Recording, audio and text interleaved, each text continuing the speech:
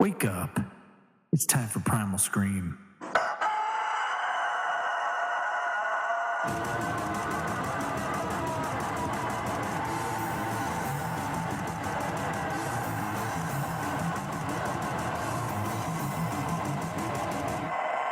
Welcome back to Primal Scream. I'm Matt. I am Todd. I'm Rock. I'm Nate. So there you go. You can tell. We got 2 extra people. It's fucking fantastic. Right? It's the best. It's so fantastic. Today is November 16th. He knows the Bam. date today. Usually he does not know the date. Blow that shit right out of the water. Yeah, I did. I actually looked at my watch before I hit record. You know what? I'm not going to look like a dumbass anymore It's when I go on the microphone. So I'm going to look at the date before I get on. Good for you. You're learning. Smart guy. Baby steps. You know what? You're doing the work You know how, was it Carol Burnett who used to always pull on her earlobe at the end. at the end of her Is that show? like, as a signal to her children or something like that? She was saying like a hello to somebody. It was Right. like a special little message to somebody out in the I think it was audience. her kids. My special message is I don't know the fucking date. And I need you, my better half, to swoop in and save me like a big old superhero. Do you not want to play that role anymore? Oh, God. Don't try to bait me. I know you're full of shit. Do we not want to role play anymore? No more Fine. role plays. Fine, no more role plays. No more naughty nurse for me. What's Go going ahead. on? What's going on in the world today? That's all Twitter I'm was saying. going crazy about Kim Kardashian and her white crop top as well. That was quite a big What do thing they today. contribute to society? What Oh, skills does Kim Jesus Kardashian Christ. have? She You see how I brings did that? I just nothing want to see if to I the could take his table. ticket just down as fast I don't as even know if possible. her sex tape was that good. I never saw it. Oh, never I would saw it hope either. that if she's going to get this much popularity and this much exposure from a sex tape, I mean, that's the grassroots of her talent. popularity, yeah. I hope she fucks like a rock star. Who was Paris Hilton? I think that's the only one I've Right. ever seen. That's another one. I've never yeah. seen Kim Kardashian's. I saw Well, Paris there was Hilton's. Paula. Abdul. No. You would fulfill all my high school fantasies if that tape's out there somewhere. Hey, that's Paula, if you have a tape, straight up send now. it. Tell me, do you really want it? Yes, I do. Yeah, Paris Hilton. Forever. Paris Hilton was the one that started it all. It was kind of shameful for her at first, but then she realized that it made her more popular, and made Yeah. her more famous, and thus she made more money. So then next thing you know, like, oh, if you got your career's in a rut, just have a sex tape come out. Well, what's weird is she doesn't need any money. I mean, she's a Hilton. They own half the freaking hotels in the world. But without It's like, without that sex tape, she wouldn't have had a reality show. She wouldn't have Oh, had a that's clothing line. I mean, she started doing all kinds of other different things. Who And knows she if- got famous because knows of the if- sex tape. right. Who knows if dogs would have been carried around in purses? Who knows if Yeah. all those little Yeah. chihuahuas would have just died because they're worthless and they can't survive on their own? Who would have known? Who would have known? Yeah, I'm glad it happened. We kind of needed that at that time, I think. We all need to. We who's talk the about Playboy distractions Playmate? all the time on And this show too. Baywatch, Paula. Pamela Pamela Anderson. Anderson. Paula. Yes. Pamela Anderson. She had a sex tape. Tommy Lee, dude, was huge. But I watched her it. sex That's what tape he's did known not- for. That was real. That's what he's known for. Have you seen that room that he has in his house? I think it was MTV Cribs way back in the day. And he has just a straight up sex room that's got baskets hanging from the ceiling. And I mean, it's like all red velvet. It's And that's what I had to give this room up for. I do this podcast now. I don't have the other room anymore. Getting those eyebolts out of the ceiling was really difficult too. It was Woe is terrible. me. Okay, here's something else that's going on in the world.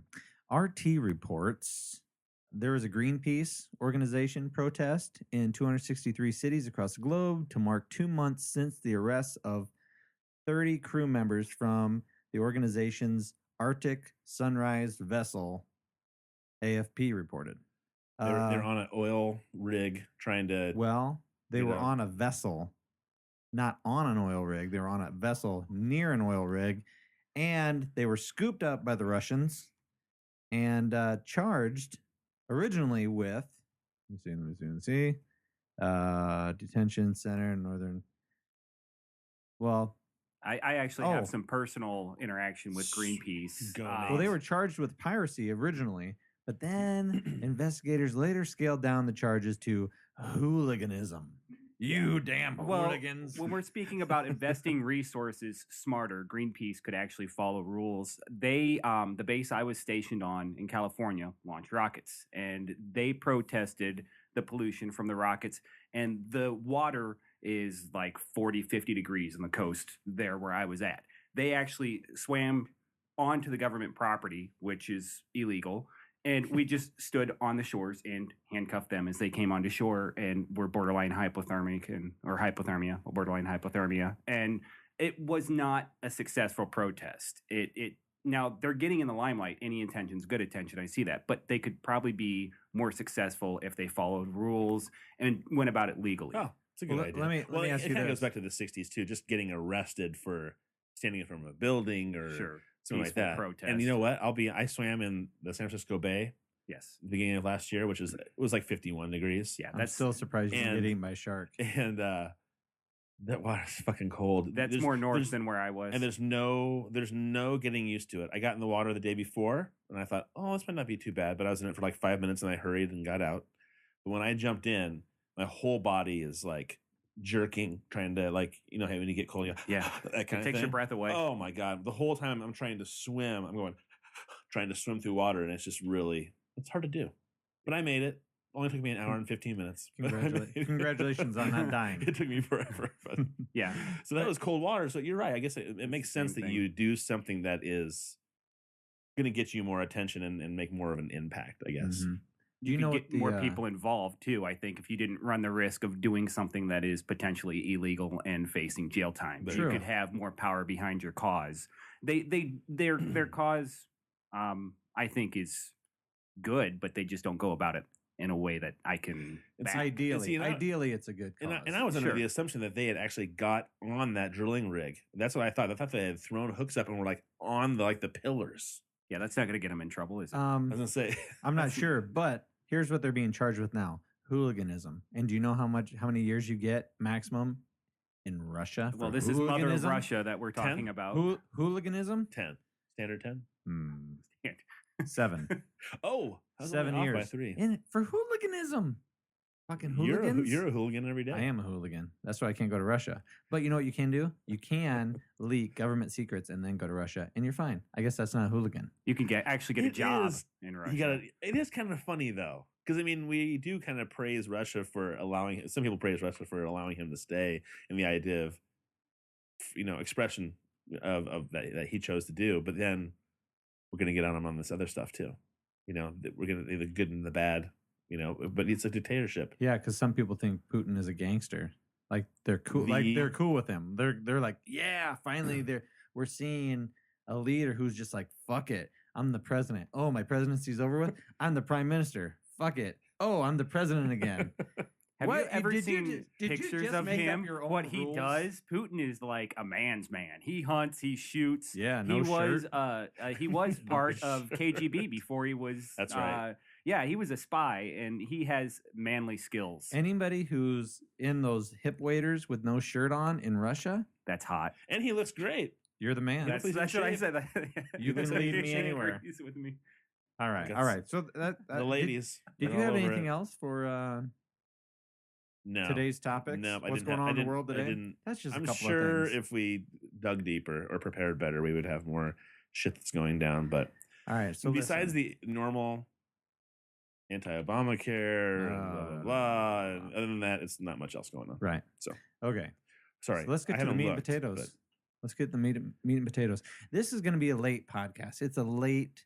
It's coming out late. We're a little behind the times, but that's okay. That's all right. It's still thought-provoking. It still makes you say, do I agree with this stance? Do I not agree with this stance? What does it make me want to say to somebody? And we're going to talk about Veterans Day. What happened on Veterans Day? What was pretty astounding? And why does Matt love Twitter so much? I love it because I saw a post that Rock had mentioned, which was, don't thank me for my patriotism. Don't thank me for my service. And as a person of the 4 of us who's never been in the military, I always assumed that was a good thing to do. Because even unless you were drafted, which I still think you need to give some praise to, you still said, I am going to take my time, however long it was, 4 years, whatever, and said, I'm going to volunteer my time. I'm going to get paid, but I am still saying I'm going to represent my country for a certain period of time. And to me, that alone is something that is okay to thank somebody for. Now, when we get into the meats and bones of... meat and bones? Yeah, get deep. Marrow. Okay. Wait, wow. Way to save that. Jeez. No, seriously, you fucked up the saying, but then you came back and you made it sound cool. Let's get into the meat and bones. Okay. You're an asshole. And where was I? We're getting into the meat and bones. The marrow. I can't even remember what I was talking about. You're a fucking asshole sometimes. That's my specific X-Men talent. God, I can't remember what I was saying. Okay. Go ahead. Do whatever you're going to do. Well, I was actually going to hand it over to Rock because he's the one that started this and said, hey, man, I would really like to do a podcast about this subject, about Veterans Day, and about some vets not wanting to be thanked for their service. So what spurred that? When you read that, what did it make you feel? Well, it wasn't so much that blog that made me feel a certain way. It's Veterans Day altogether that makes me feel a certain way. You know, being a vet, spending 7 years in the military, and 2 deployments early on in the Iraqi freedom campaign. And then growing up and trying to understand things in a different perspective afterwards.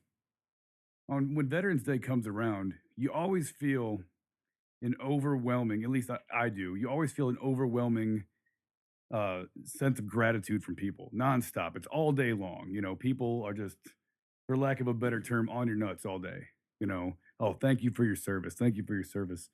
And if you're on Facebook, oh fuck, it's just nonstop. Oh, hey, by the way, I saw that you're in the service. Thank you.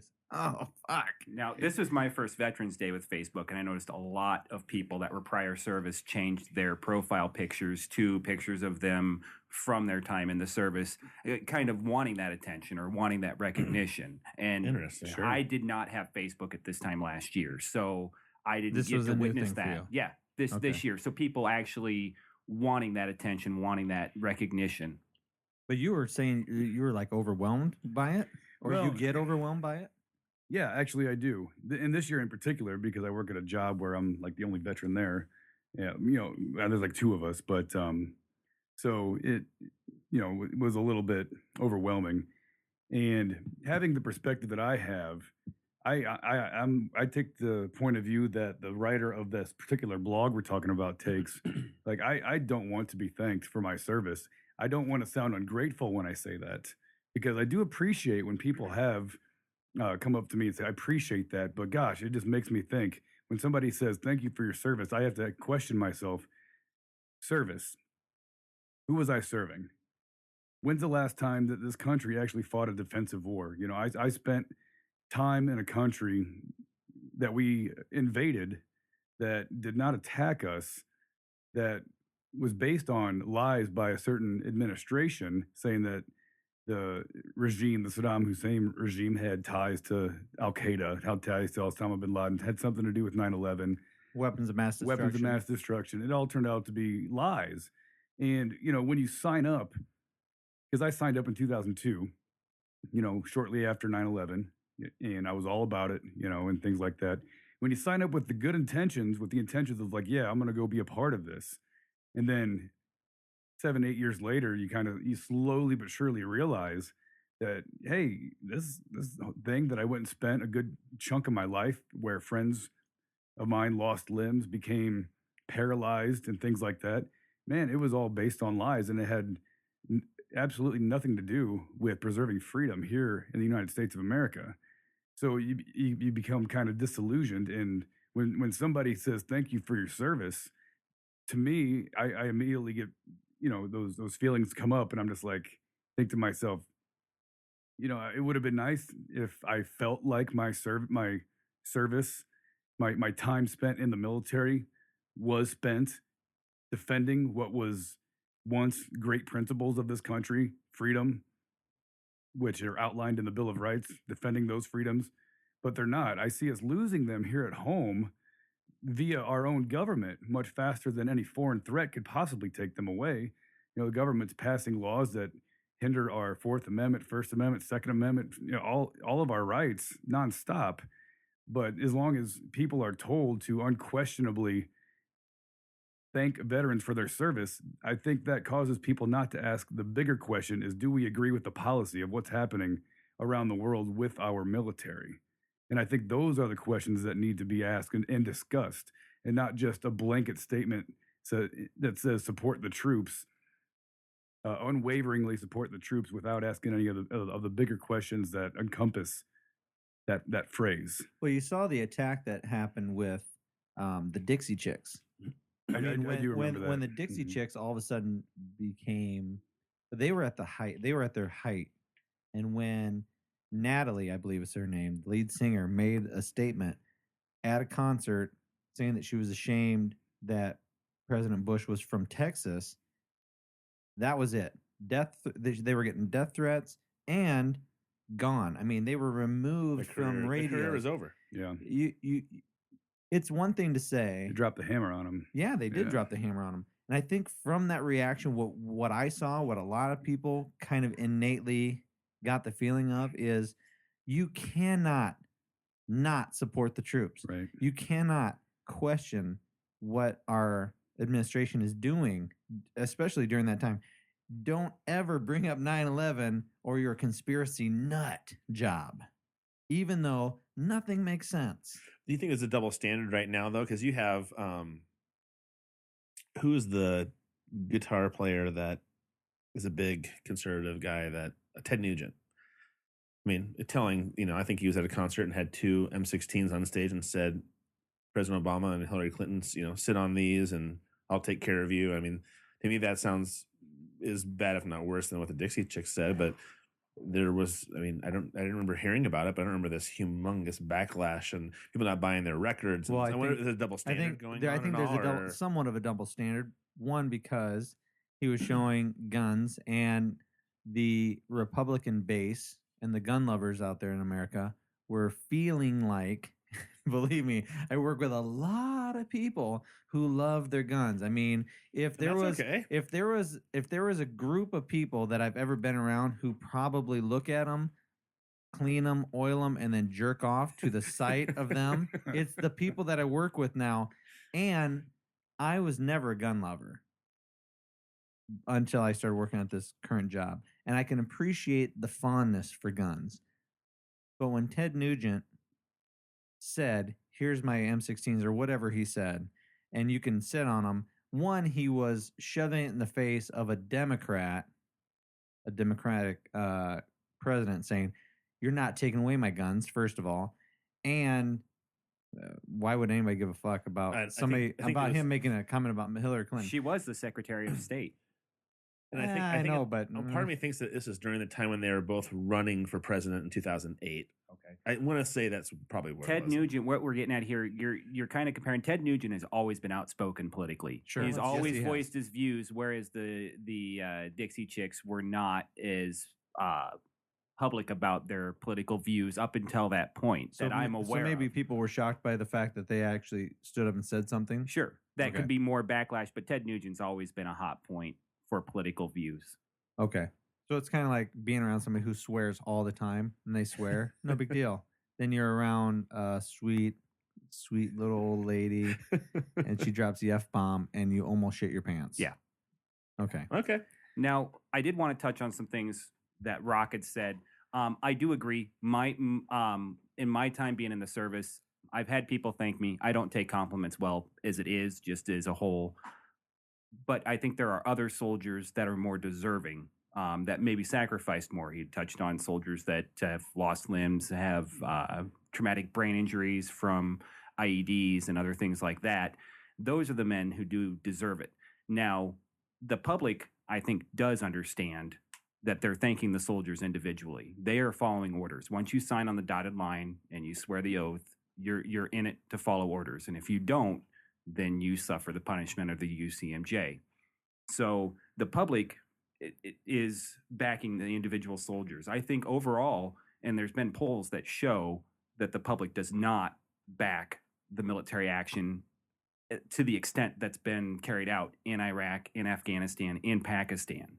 So they're not thanking the troops, thanking the administration for the policies that they've taken up. They are thanking the individual soldiers for sacrificing. There's a post that has been going around a lot on Facebook that I'll summarize it here, that goes along the lines that every soldier that's enlisted signs a blank check up to and including their life for the U.S. once they enlist. And that's true. And I think that's where the thanks come from. But I do personally feel that there are others more deserving than myself of that. And those are the ones that have truly made the sacrifices. I was, deployed, separated from friends and family, but in the big picture, I mean, I've still got, don't have any PTSD. I didn't see any of my close friends suffer any traumatic injuries. So as far as my sacrifice, I don't see it as great as what others have done. I think it's important to have perspective no matter what situation you're in. Sure. Jeez. And Definitely. I think also the thanks that are coming out is due to the Vietnam generation suffering the way that they did too. They see that the soldiers were just following orders. They don't agree. The public didn't agree with Vietnam, and they blamed the soldiers when they came home. And the soldiers got treated like crap. And those soldiers now passed it on to their kids, the current people that are now thanking us and whatnot, that it's the soldiers are good people. It's just the rules that they're following and orders that they're following. Don't you think, in a way, we as a society have this crazy disillusioned idea that we can wage war on somebody and in one hand wage war against a nation, and in the other hand say, how dare you use a drone strike and kill some innocents? To me, I think it's so the same thing. crazy for any of us. And I do think that in our society, we see some headlines, hey, drone strikes kill so many civilians. This drone strike kills so many, one important person and so many civilians, women and children. The fact is, it's war, and it's horrible, and it's nightmarish, and it's the worst experience besides, if you believe in it, hell that a person can go through, depending on what you're doing. So for us at home to say, how dare they use drone strikes? It's fucking war. And if you don't like it, stand up and say you're not for the war. But if drone strikes are so much different, actually, this whole war, quote unquote, war on terror is so different because we have made the world, the whole globe, the United States military battleground. Nothing's off limits. We're bombing Yemen, we're bombing Pakistan, we're bombing Afghanistan, we're bombing multiple countries that we've never declared war on. We just think it's our prerogative to fly drones over their villages 24 hours a day and drop bombs on whoever we think is a bad guy. And it's the war on terror. That's what it is. And terror is there. And we need to bomb it. Well, terror is a tactic. You can't declare war on a tactic, but they've successfully done so and convinced people that this needs to happen in order for us to continue to be safe. And I think that I totally agree with Nate when it comes to intentionality of the troops. And if that's what people are thinking, then, it's heartfelt and well received. But I think, in my opinion, the best way to thank soldiers is to make sure that when this president is, because the Congress doesn't send our troops to war anymore. It's been just the president as of lately. He's been making that call on his own. Make sure that we're going to war for reasons that are directly related to preserving freedom and our way of life here at home and nothing else. We shouldn't be aggressively invading countries because we don't like their current governmental regime and try to change that for some politicians or some politically well-connected special interest benefit.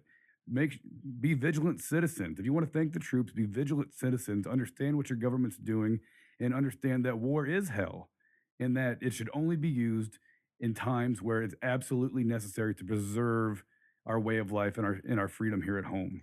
Now, just in what you said, all right, I'm going to play the dick card.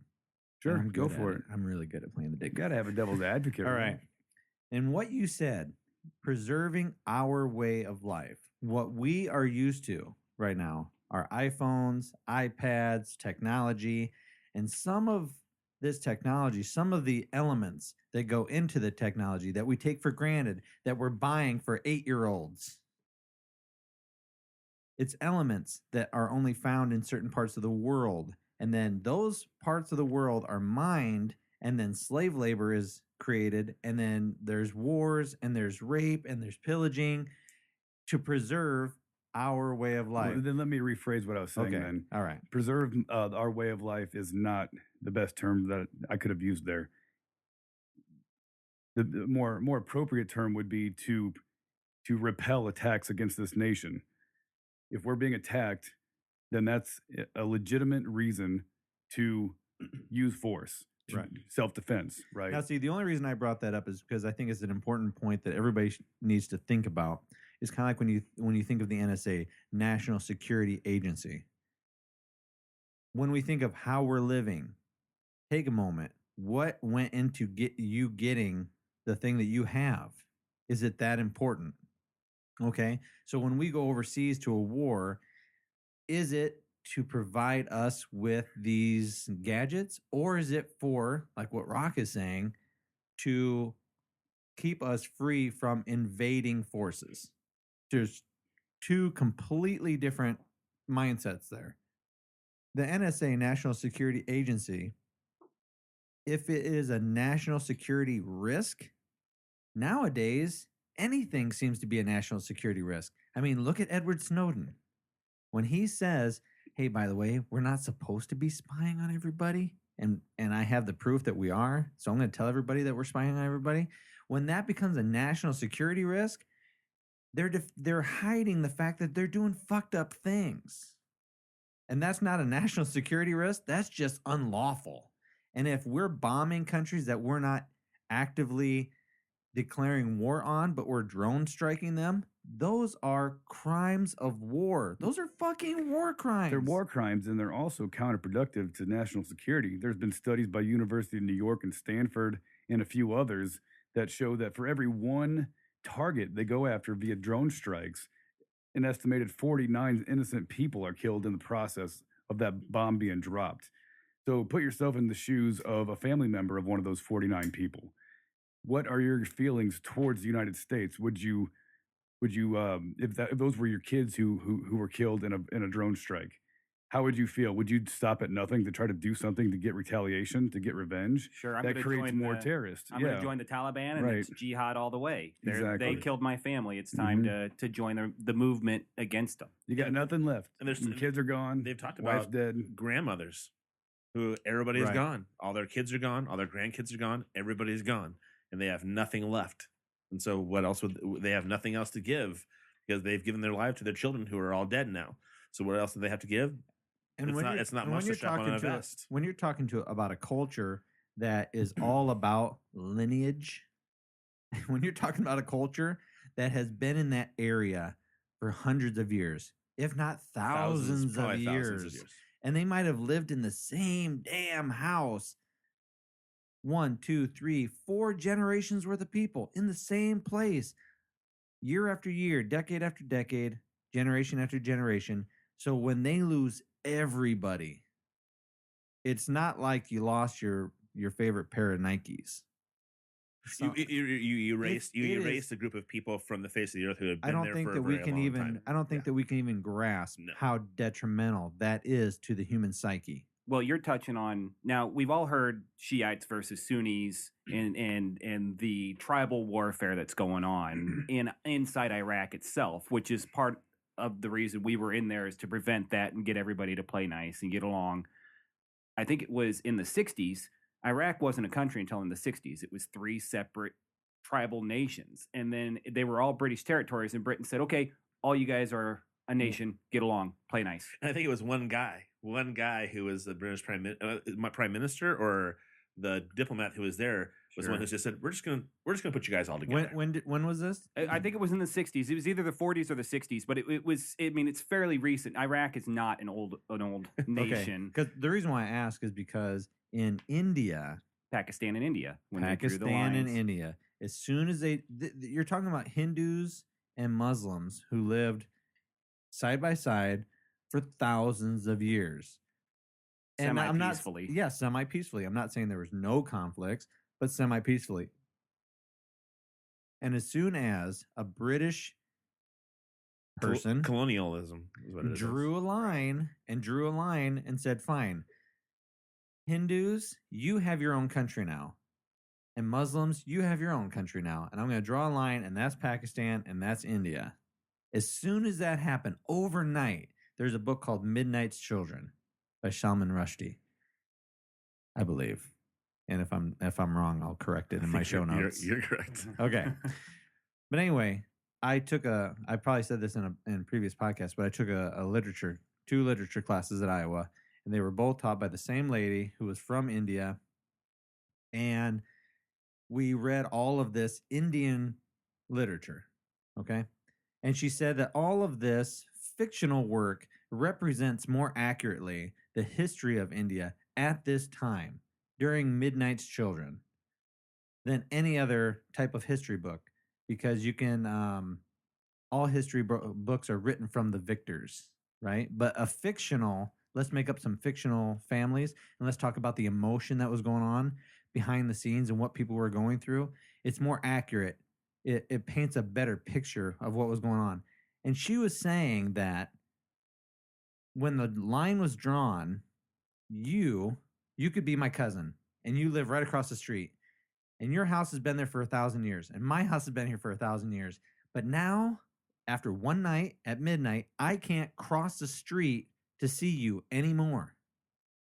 Done. And there was train loads going back and forth. This train was going back and forth between Pakistan and India, and those trains were showing up full of dead people. Full. And this is the response when that guy came in and said, arbitrarily, here's the line. That's the country, here's the country. As soon as somebody comes in and starts dictating, this is what's best. I've never been here before. I know you guys have been getting along great for a couple thousand years, but I think probably what's best is if I give you guys your own country. All of a sudden, millions of dead people. They say that there was more people killed during this time period of 1949, 1947, 1949. There was more people killed in that time frame than all of the slaves that were killed when they were brought over to the Americas. It's not surprising. So more than 400 million people? Yes. So you take a group of people. Well, there's a lot of people over there. So I guess. Yeah, I'm just saying that it should make everybody's eyes go wide. When people talk about the Mid-Atlantic Passage, we think about 400 million people, and it's hard for us to fathom those kind of numbers. I have never heard that before, ever. That was the kind of thing that happened. That's fallout from forcing national boundaries. I mean, that's just an example from India and Pakistan. What happened and why all of a sudden, where did that hate stem from? Well, that hate stemmed from somebody drawing a line. Why? Well, so my question is why is somebody drawing a line automatically? Because all of a sudden, because somebody's saying, I'm in my country. I'm Hindu and I'm in my country. Get the fuck out. You're Muslim. You have your own country. Oh, so and the Muslim people saying, my house has been here for 1,000 years, and there's so many generations in my house, and we're not going to move. No, you're going to fucking move. When you draw a line, you've established two new nation states. You drew a line, and on this side of the line, you have this new nation state with its own government. On the other side, you have another nation state with its own government. Governments want to increase their power. So the men in charge of these governments are going to have quarrels with each other, and they're going to use those quarrels that they have with each other in order to get their citizenry behind them and make them think like it's an attack on them, so they get them fighting with each other and going to war. Now, if you didn't have those nation states established and you did not have those governments of bureaucracies, the people at the top wanting to fight for power, then you wouldn't have those people wanting to kill each other. The government will try to get people to think that it's an attack on them and not the ones at the very top who are actually having the problem with each other. Right. And that's kind of how war works all over the place. So once you establish the nation state, it's just an inevitability. Now that triggered something in my thought process here. I don't know exact details, but the ban on propaganda here in the U.S. was just recently expired in the past year and a half. So now propaganda is legal again. Whoa. So explain. So when you just bring up how the governments of a nation will try and get their citizens behind them, propaganda is a big tool, a resource that they can use to gain backing of their people. They try to make for those dummies in the room. Explain to those dummies in the room, and maybe some people that are dumb out in the world listening to this podcast, what exactly are you talking about as propaganda? Propaganda is presenting a certain angle to gain on a political issue to gain the backing of the people. Germany used that to gain the backing of their people. Hitler Nazis used were the that. So you're most- saying that- politicians saying lies Yes. to further their political And they can do that in- atmosphere. So Anyway, now movies, they can do that very hasn't that been going on for subconsciously. years? That's all they do. I say, isn't it, yeah. I mean, that's why I'm not my- taking this as seriously, because when I look at politics, that's all that's been happening. Propaganda. You look at Fox News, propaganda. You look at MSNBC, propaganda. It's fear mongering. True, but you can come out now. I don't know if they had to dance around saying certain things or calling out like Hitler is the devil. Allegedly. Hitler was the devil. I don't know exactly the laws or rules that were governing it, but what Rocket said just triggered that propaganda is a big tool, and now that that's officially there was a law banning propaganda, is my understanding. That's in the propaganda US. in itself, right there. But yeah, Wow. that's what they do. Leaders of nations, they have fights with each other, and then they go and they try to convince their people that it's an attack on the people and not just the leader. And the next thing you know, and they use patriotism to garner that support. Yeah. Right. Absolutely. To you, it made you feel a certain way. I connected with it. All right, you because I had already felt that way, and it was nice to read something by another veteran who felt that way. And I think there's a lot of veterans who also feel that way, but aren't so open about it. Well, nowadays, the biggest threat to the lives of veterans is suicide.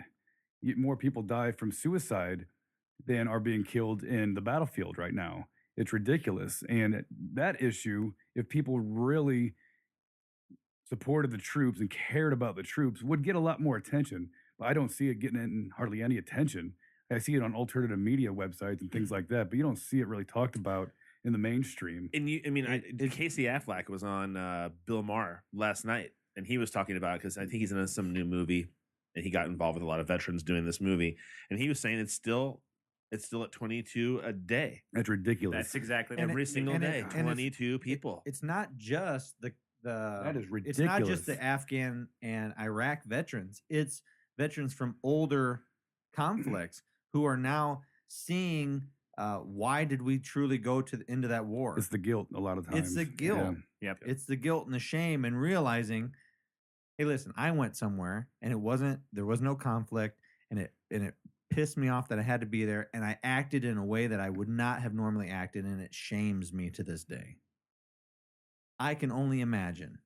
Well, I can't actually. I can't fucking imagine what it's like to be in conflict and to have to do things psychologically to get your mind in a mindset to where you can survive and get through the day without blowing your own brains out right then and there.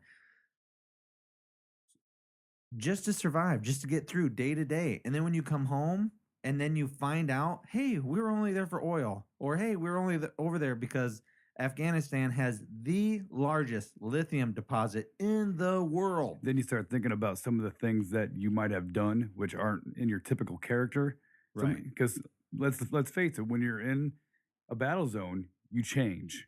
You do. Your attitudes towards the civilians of that nation are different than they typically would be, because you don't know if they're an enemy or not. The children, you look at children differently than you typically would.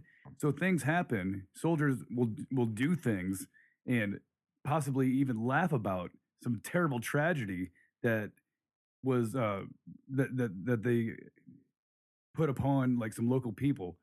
And I know, without getting too graphic, but let's say a family was shot up in their vehicle because they thought they crossed some kind of security breach zone or whatever, and they opened up the car, they realized it was just a family, and there's kids in the back seat and everything. They shot it up with 50 cals. Let's say that happened, because that stuff does happen. I don't know if it still does, but it happened when I was over there. No, it And that was it highly still that happens. was highly publicized when a media outlet did a huge thing on.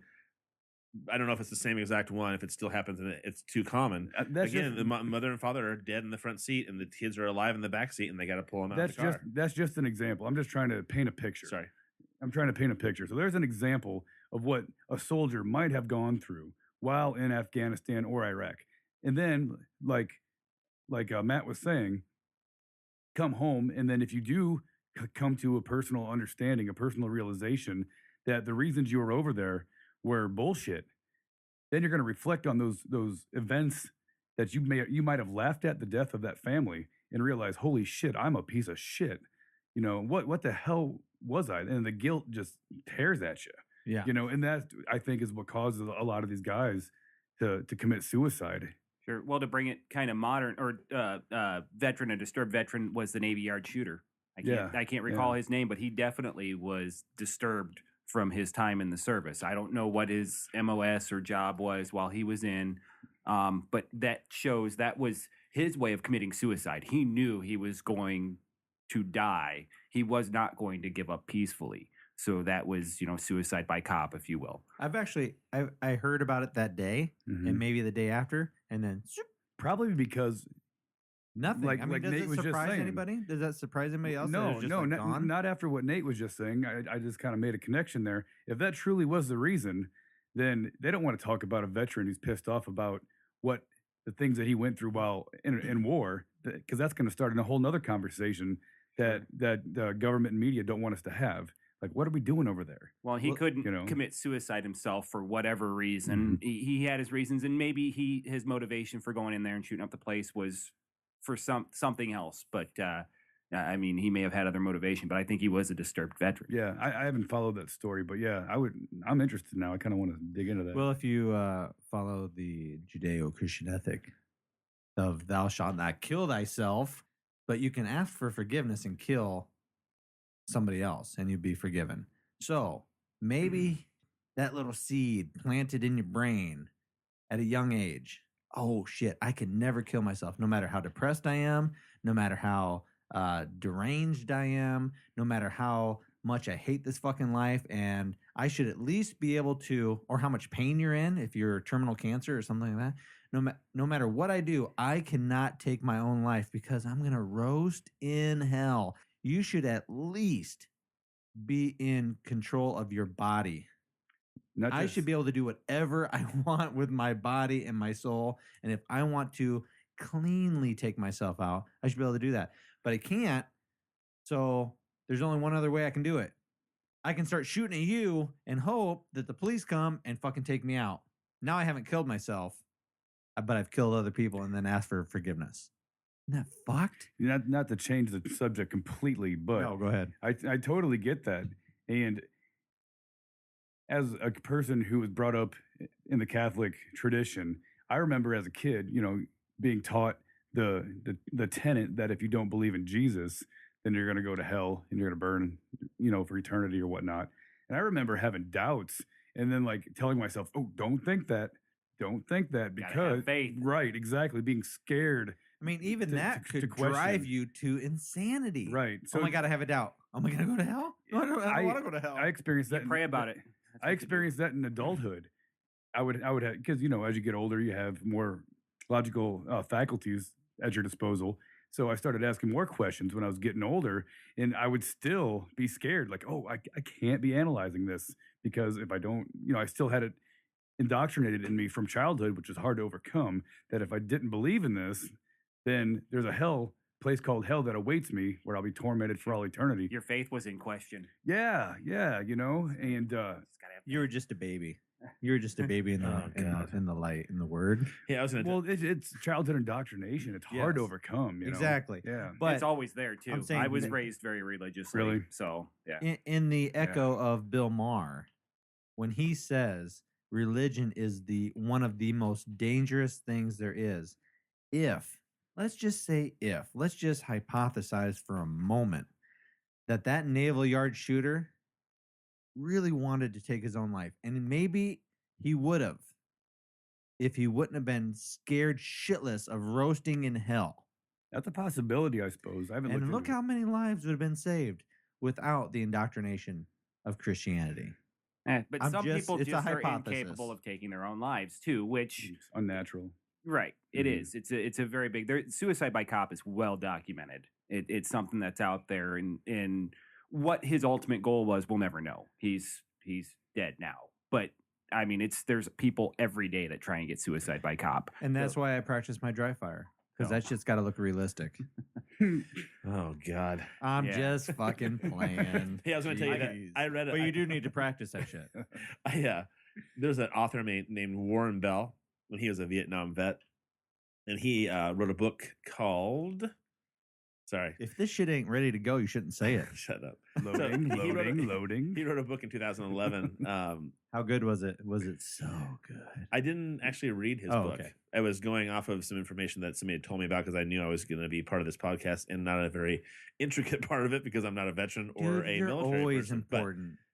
Nobody puts. Yeah, don't baby think porn. just because you're not a veteran you can't contribute productively to the but conversation. I'm enjoying listening to the conversation. So this gentleman who wrote this book, Warren Bell, is talking about Fallen Eagle 1 is the name of his book. And we'll have it on the website in the book table. But Fallen Eagle 1 is his book, and he is very big about thanking Vietnam vets. So he understands people who have been enlisted and things like that. But he talked a lot about because they were so poorly treated when they came back from Vietnam and they were called baby killers and things like that, that he feels that they're the ones that should be thanked because they were drafted to do that. And because that war, very similar, I would think, to Afghanistan and Iraq, of it being untrue, the Gulf of Tonkin? Gulf of Tonkin. Right. It's Gulf of okay. Tonkin. We Ooh. all at times talk with a dick in our mouth. We know that was a false flag. It's pretty evident now Right. from the history books. But he says that it was a false war, and so you should thank people who were weren't enlisted but were drafted to do things along with it. So I mean, it would be like the Iraq or Afghanistan war, and then people were drafted into that, and then finding out about it because Vietnam vets are committing suicide as well. It's not just recent, like you said. It's not any correct. branch or any group of people. That's right. I mean, to me though, if you came back to America and you were called a baby killer and you had to deal with the stress of war and being a vet and going through the social kind of pariah that you'd have to be being a Vietnam vet back then, and then you're still, and it takes all these other wars. All of a sudden, you're just like, I can't handle this anymore. So. And as lacking as the support system is now, it was even worse back then. Right. Recognizing PTSD, Mhm. readjustment to civilian life, job opportunities. I mean, there's not really a skill set that you can transfer into after being in the infantry or being a ranger in the Army or Special Forces or whatever. I know all the branches out there; but that isn't a skill set that actively transfers into a civilian. Right. And my employment. my first Vietnam introduction was Rambo. I know that sounds terrible because I still to this day love that movie. Rambo, John Jay. but there was parts of it where that hit me because I want to say I was in junior high, but there were parts of that hit me where he was saying, his commander, I can't remember the whole thing, but we trained him to do these things. You're going after somebody who has been trained to be this way. You can't hate this person because this happened, and they treated him poorly when he walked into the town because he was looking for a friend, and they immediately saw him as this downtrodden guy walking around in this green jacket. And Here, let me give you a lift. Let me give you a lift and get you out of town as soon as possible. Exactly. And so that was my first introduction of how we treated certain people because they did something that we didn't agree with. And then as I became more involved in enjoying history and things like that, as I got into high school, then I started realizing the impact of we put people into these positions and we trained them to be these ways. And then when they came back, we weren't accepting of them. Sure. That's something I was really conscious about going into the military, was it changing me as a person. Because they do engineer you to follow commands. I mean, Right. Basic training is to mold you and shape you into a soldier, an airman, a sailor, all those things, a Marine. And I was very conscious about my military service changing me into a different person once I got out. I didn't want that. Do you think that in a way, because as I was listening to this, as you were saying about the baby killers and how terribly vets were talked about, and Sure. it's not like I want vets to be spoken about that way now. I don't. But there's a silver lining to that era, which is it planted that seed in your mind that I don't want to be changed. I mean, there is a silver lining to the fact that people stood up and said these things to these people, and it made the rest of us in later generations say, I want to be better than that. I don't want to be that person.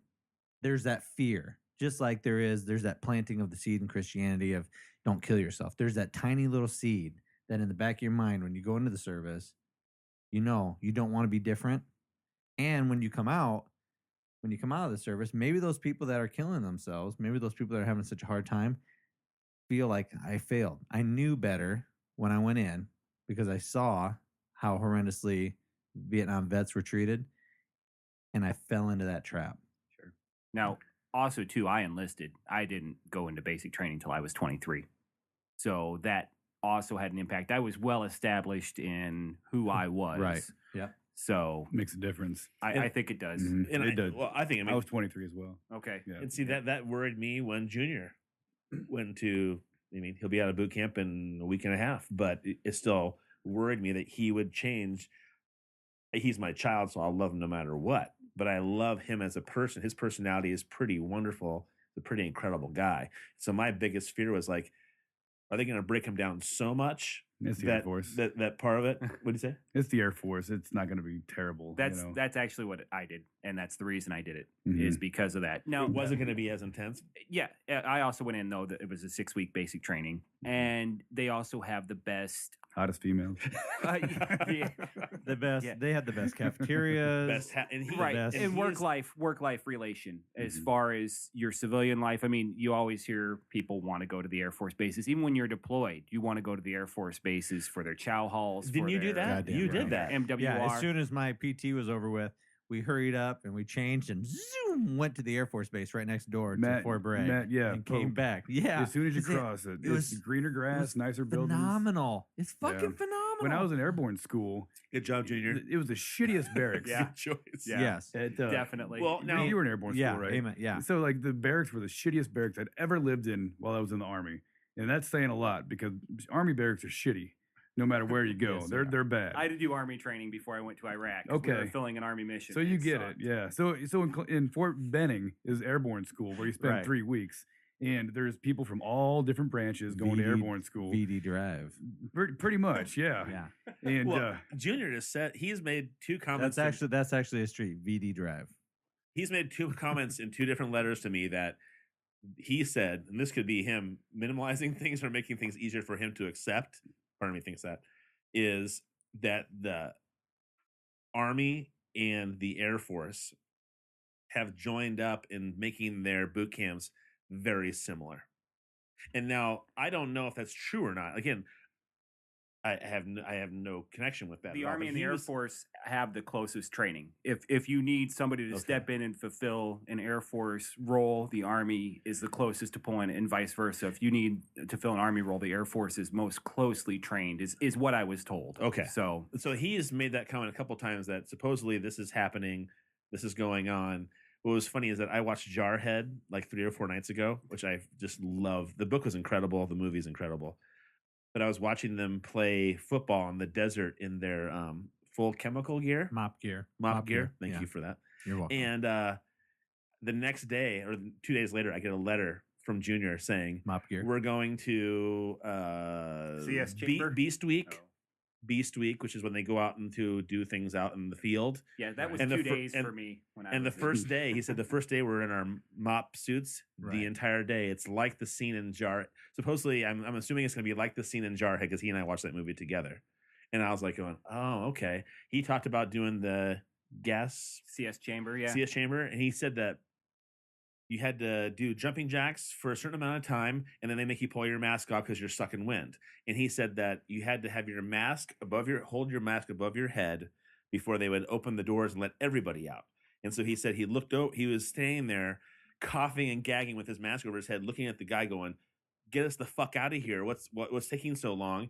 And he looked over, and a guy right next to him was on all fours, throwing up and gagging and coughing. And so It's a nerve agent. he CS grabbed gas is the a nerve kid agent. underneath his arm and picked him up and then held the kid's arm over his head with this gas mask so they could get out of the gas out of this chamber. Now here's a really cool thing. You as a parent for $9.95 can buy that video You can actually you can get the video when they graduate. When I graduated, they're like, hey, do you want to purchase the video of everybody running out with snot? What I want to do is I would like you to tell, I would like you specifically, Matt, Why? to tell the story Of the guy who ran out and hit the tree? Nope. Okay. I like that story too. Of you not wanting to shave. Tell that story. Oh, yeah. Yeah. Please tell that story. That's actually, I can relate to that. I will say, though, one quick note. I would rather be exposed to CS gas than pepper sprayed any day of the week. Wow. The effects are immediate when you're removed from CS gas, where pepper spray sticks with you for 45 minutes forever. to an hour. So it's an oil, right? Yeah. It's oil based. It sucks. So I guess, I don't know what you're talking about with the shaving thing. You said, why do we have to shave every day? Why don't I have to shave every day? And whoever was your leader goes, cool, don't shave for a day. And the next day he made you put the mask on, it wouldn't seal. He remembers the story better than you do. Yeah, he remembers it, but I don't. That's okay. That's okay. And so you're in there by yourself, gagging, coughing, throwing up, and because your face mask will not seal because you have 1 day of growth on your face. See, I was thinking that you were going to bring up the fact that I tried, because I hated shaving so much in the military, that I tried to do the old Nair on my face. You did? I tried Nair on my face. Oh my God. That's a chemical burn. That's fucking chemical burn. Just so you know. And if you ever do that, anybody in the service who's listening to this podcast right now, don't fucking do that. And if you're going to do it on a little tiny spot, because then the scab is only small. I'm going to go off and I'm going to correlate the Nair and the veterans really quick. And don't put Nair in your balls. That's another bad. So why did you put it on your face? Try it on your arm first or something. That just is not. Hey, listen, I'm older now, and I get it. I was younger then, and I was dumb. Don't put Nair on your balls. You were younger then. Let's leave it at that. You brought up earlier the Gulf of Tonkin. We pretty much know was a false flag incident nowadays, and that was the catalyst. And for people who don't know what a false flag is, explain that to people who are listening and they've never heard of false flag. False flag is a term to describe an incident that may or may not have occurred that was used to deceive people and to start maybe a war, maybe a different military campaign. Basically, because some people say that 9/11 might have been a false flag. Whether you agree with that or not, some people think that maybe government perpetrated that in order to get us to go into Afghanistan. But the reaction was the same, was to like Pearl Harbor. Right. Some people say Pearl Harbor was a false flag, not because it didn't happen, but because we knew it was going to happen. And did nothing about it. And we did nothing about it. And the president needed the emotions of all the people, all the citizens behind him. And the only way to do that was to let a catastrophe happen, right? That's like a false flag. Some people say when the Reichstag building was burnt down, which is the equivalent to German Congress, and Hitler blamed it on the Jews. That's a good example of a false flag, because some people think Hitler did that on his own and said, hey, this group of people did it. So that's kind of what a false flag is. But anyways, considering that we know that the Gulf of Tonkin was a false flag incident, and that was the catalyst that spurred us into a major military campaign that lasted over a decade in Vietnam. And then the results of that were 60,000 of my parents' generation being killed in war, over 1 million Vietnamese and Cambodians killed and displaced. Terrible things happened. And all that, considering that all that happened based on a lie, that adds more credibility to the idea that if you really want to thank these troops, be vigilant citizens and understand what's going on and be informed and make sure these people are only sending us to war when it's to repel attacks against this country. You know, at one point in time, I really supported Senator McCain. And then for whatever reason, whatever happened, whoever influenced him, he changed dramatically in my eyes. Maybe those of you at home listening to this, he didn't change, but to me he changed. And Senator McCain was somebody who had been there. He had fought in wars. He had that unique perspective, and he was a prisoner of war. Somebody who had been tortured, somebody who understood the Geneva Convention and wished, I'm sure, every day of his captivity that his captors followed the Geneva Convention. He walks around with those tortured wounds every day. So for him to turn around and not be completely and utterly against what we're doing now in Afghanistan and Iraq, it floors me. I can't wrap my brain around it. I can't understand why somebody who has been there, who has seen it, who has lived it, who has felt it, who still feels it. He wouldn't be where he is today if he was against all these things. He wouldn't have gotten the political support, the money, contributions to his campaigns, his career. Lobbyists. Yeah, exactly. You know, you got to support these types of things in order to have a long career in Washington. Yep. You know. You're right, a long Mhm. career, but that Mhm. doesn't mean that somebody can't become a senator or a congressman. Look at Jesse Ventura. Oh, he was the man. Yeah, he had $250,000 in campaign money versus millions and millions from the Democrats and Republicans, and he still won, Right. which was pretty awesome. And he says in his book, Don't Start the Revolution Without Me, and he basically talks about how when he won that election, he was asked to come to Washington and he was pulled into a secret meeting, Mhm. and basically a Yep. half circle of people were around him and they said, CIA how agents. did you do this? Right. We want to know how you pulled this off because this should not have happened. And that was a huge awakening for him. Term limits has been been a hot issue lately for the legislature in Washington, actually having term limits set because they're there. The senators are there for so long that they can establish this monopoly. They get all these connections. They get very, very powerful. And for one, there's a guy here recently who had served like the longest serving senator, and I think it was like 40 some odd years that he had served for, and he just recently is now retiring. Do you think he can relate to current day issues? I don't know. They're still in control of making the rules that govern themselves. Yeah. That's the ultimate problem in the whole thing. They're not going And to so, limit their own terms. Why would you limit your own? Right. Why would you limit the it's campaign not gonna finance? happen. Well, you would be No. you would be over the top in joy with Citizens United. I mean, I can get anything I want. I mean, the best parody of this whole entire thing, and I hate talking about Jon Stewart and Stephen Colbert so much, but I get a lot of my information from them, is Stephen Colbert started his own super PAC during the last president To campaign. show how easy To it show how is. easy it was, and he had his lawyers on A the show real to show about lawyer. how he could change the rules at the end to make sure he could hide the money and then use it for how he wanted to use it. So where's the outrage? Where's And not pay any citizens taxes Yeah. for it. acting? And pay That's no no taxes taxes. for it. And Right. it- Zero. Well over millions of dollars that he got. And I think he actually ended up giving it away to charity, and he did it all the right way. But his whole Speaking- entire point was, I can do just pretty much anything I want as long as I have somebody else showing me how to find my way around and through things. All right. So speaking of no taxes, this is going kind of off what we're talking about right now. But I don't know if you knew, but I just found out fairly recently that the NFL is a nonprofit organization. The chairman of the NFL takes home a $30 million paycheck at the end of each year. You have stadiums that are built with Taxpayer money. Yeah, Absolutely. and it's a nonprofit organization, and it makes money hand over fist. I could not. It's a That blew my nonprofit? mind. Yes, the Oh, I had NFL is a no idea that was nonprofit true. organization, Oh my gosh, that's crazy. and I don't know about any of the other major sports, the MLB. Sure. Are you talking about the organization? But that probably doesn't apply to the individual teams, though. the franchises. Yeah, the franchises. I don't So the know. NFL as a whole is considered a nonprofit. probably. That's what I'm guessing. I'm not sure. I don't. Well- I don't know all the ins and outs. It was put out there that I just heard that they're nonprofit, and the chairman of the NFL takes home an ungodly amount of money every year, and it's tax free. Not only that, but taxpayer money is going into that organization. Well, and that goes back to It's- Jesse Ventura when he was in Minnesota.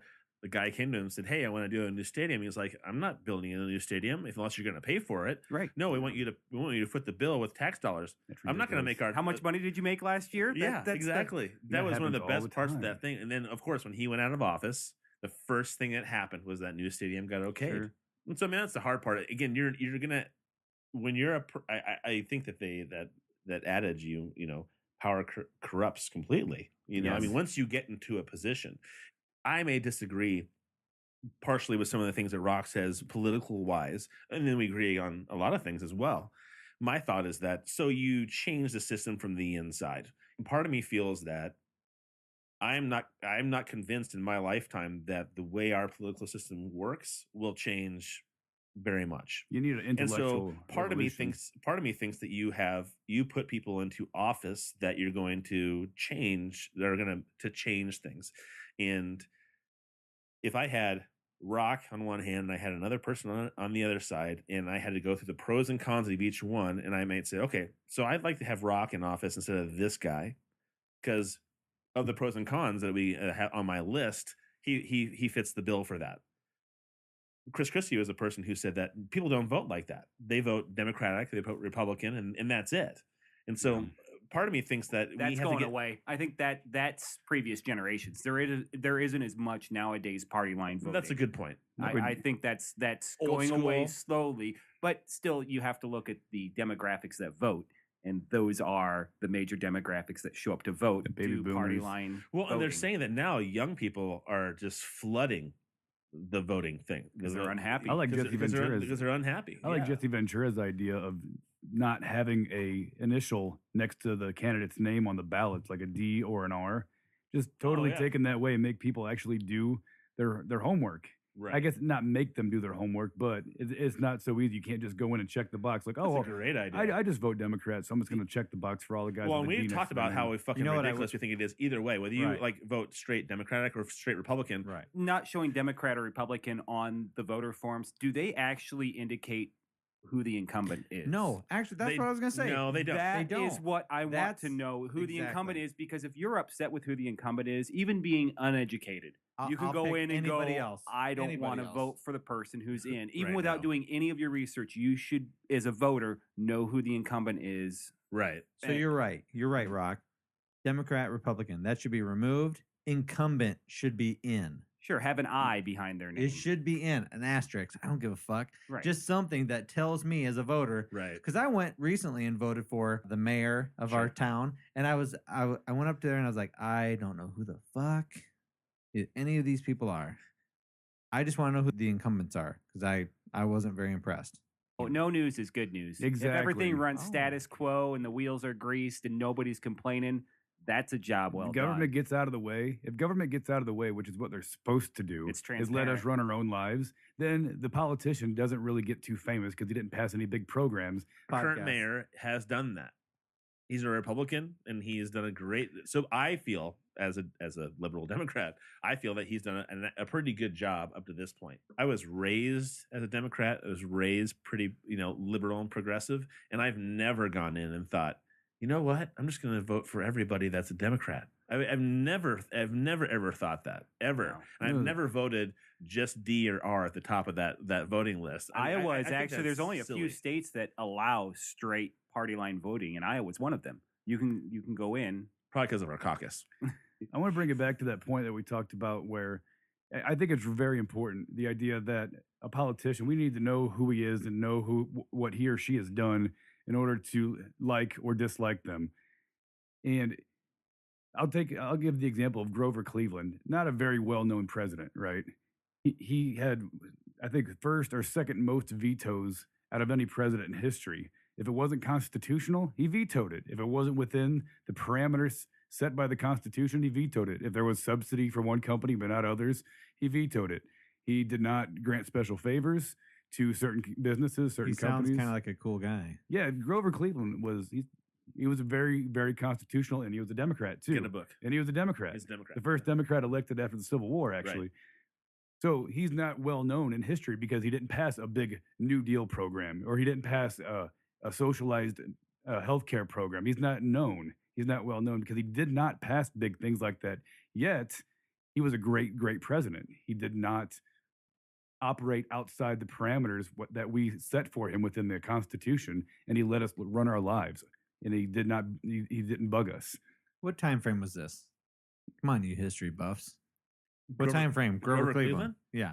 Right after what you said? He was the first Democrat. There was a huge era where Republicans dominated the Let's say presidency 20s. for after the Civil War, and then he was the first Democrat elected after that. I'm thinking teens or 20s. Yeah, I think it's 20s, but Yeah. I'm no. I not take it the- back. It's the early 1900s. Yeah, look it up quick. Politics, though, he was elected are twice. much more lucrative nowadays. Right. There is when you have a staunch Democrat or a staunch Republican, they still are doing things in office that doesn't fit the foundation of their party. Okay. They are making so- decisions and they are doing things. I mean, ultimately, even voting, when you look at senators and House members, their voting doesn't match their part form or Their party platform. line. Yes. Well, right? and that's my problem. So I use Rock as an example because I think I'm with you. I think he's articulate and pretty thoughtful fella. You know, And for he's being cute. extremely ugly. He's really you know, cute. it's really hard to look at him. But He's blushing now. the You hard part for can't me- look him right in the eye. You can't. I'll look at you. Because You look either at me. one and or we two can't look things at will him. happen. A fear boner will happen. Either a fear boner or just straight up boner. Boner. He's an intimidating fucking guy. I saw a fact on Facebook today, which makes it real. Fear boners are real? If there's eye contact for 6 seconds or more, It's it gay. either means You're gay. that you want to get with the person sexually or One. you want to commit That's murder. So fucking four. dumb. Oh, I broke eye That's so contact. dumb. Damn it! I don't know God, what basis I that's hate in. shit like that.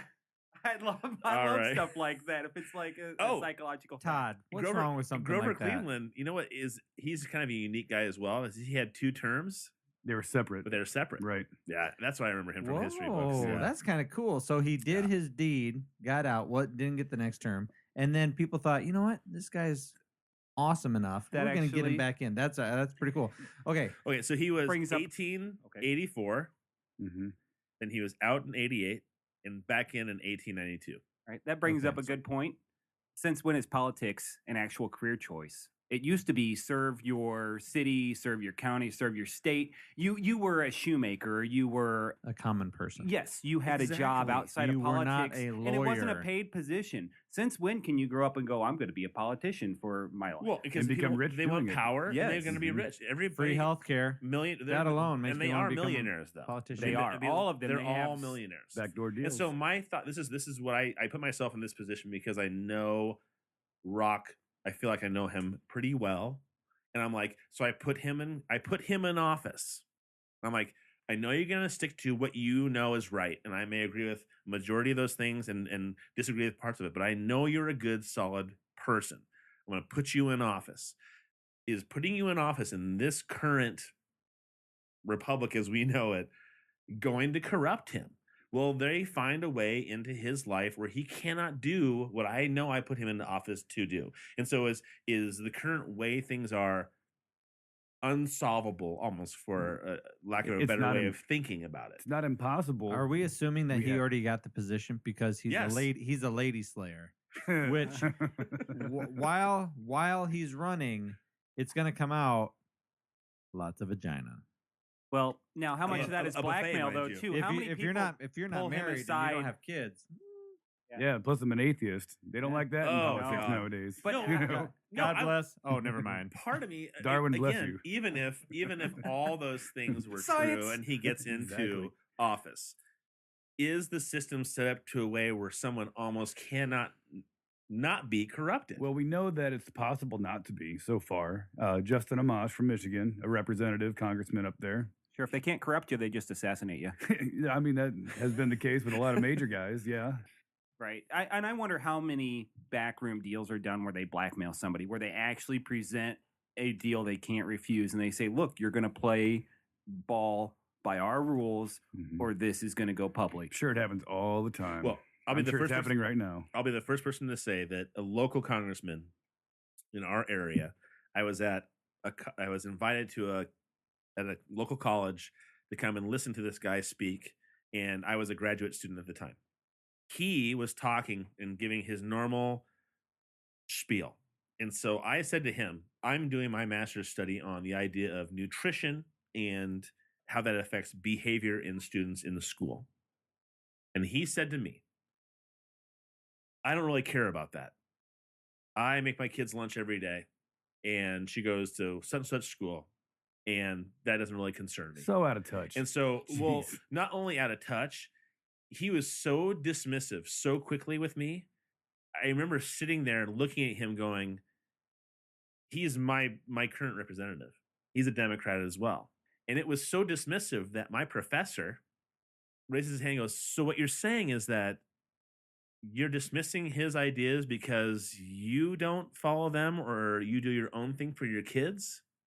And he just completely dismissed my professor as well.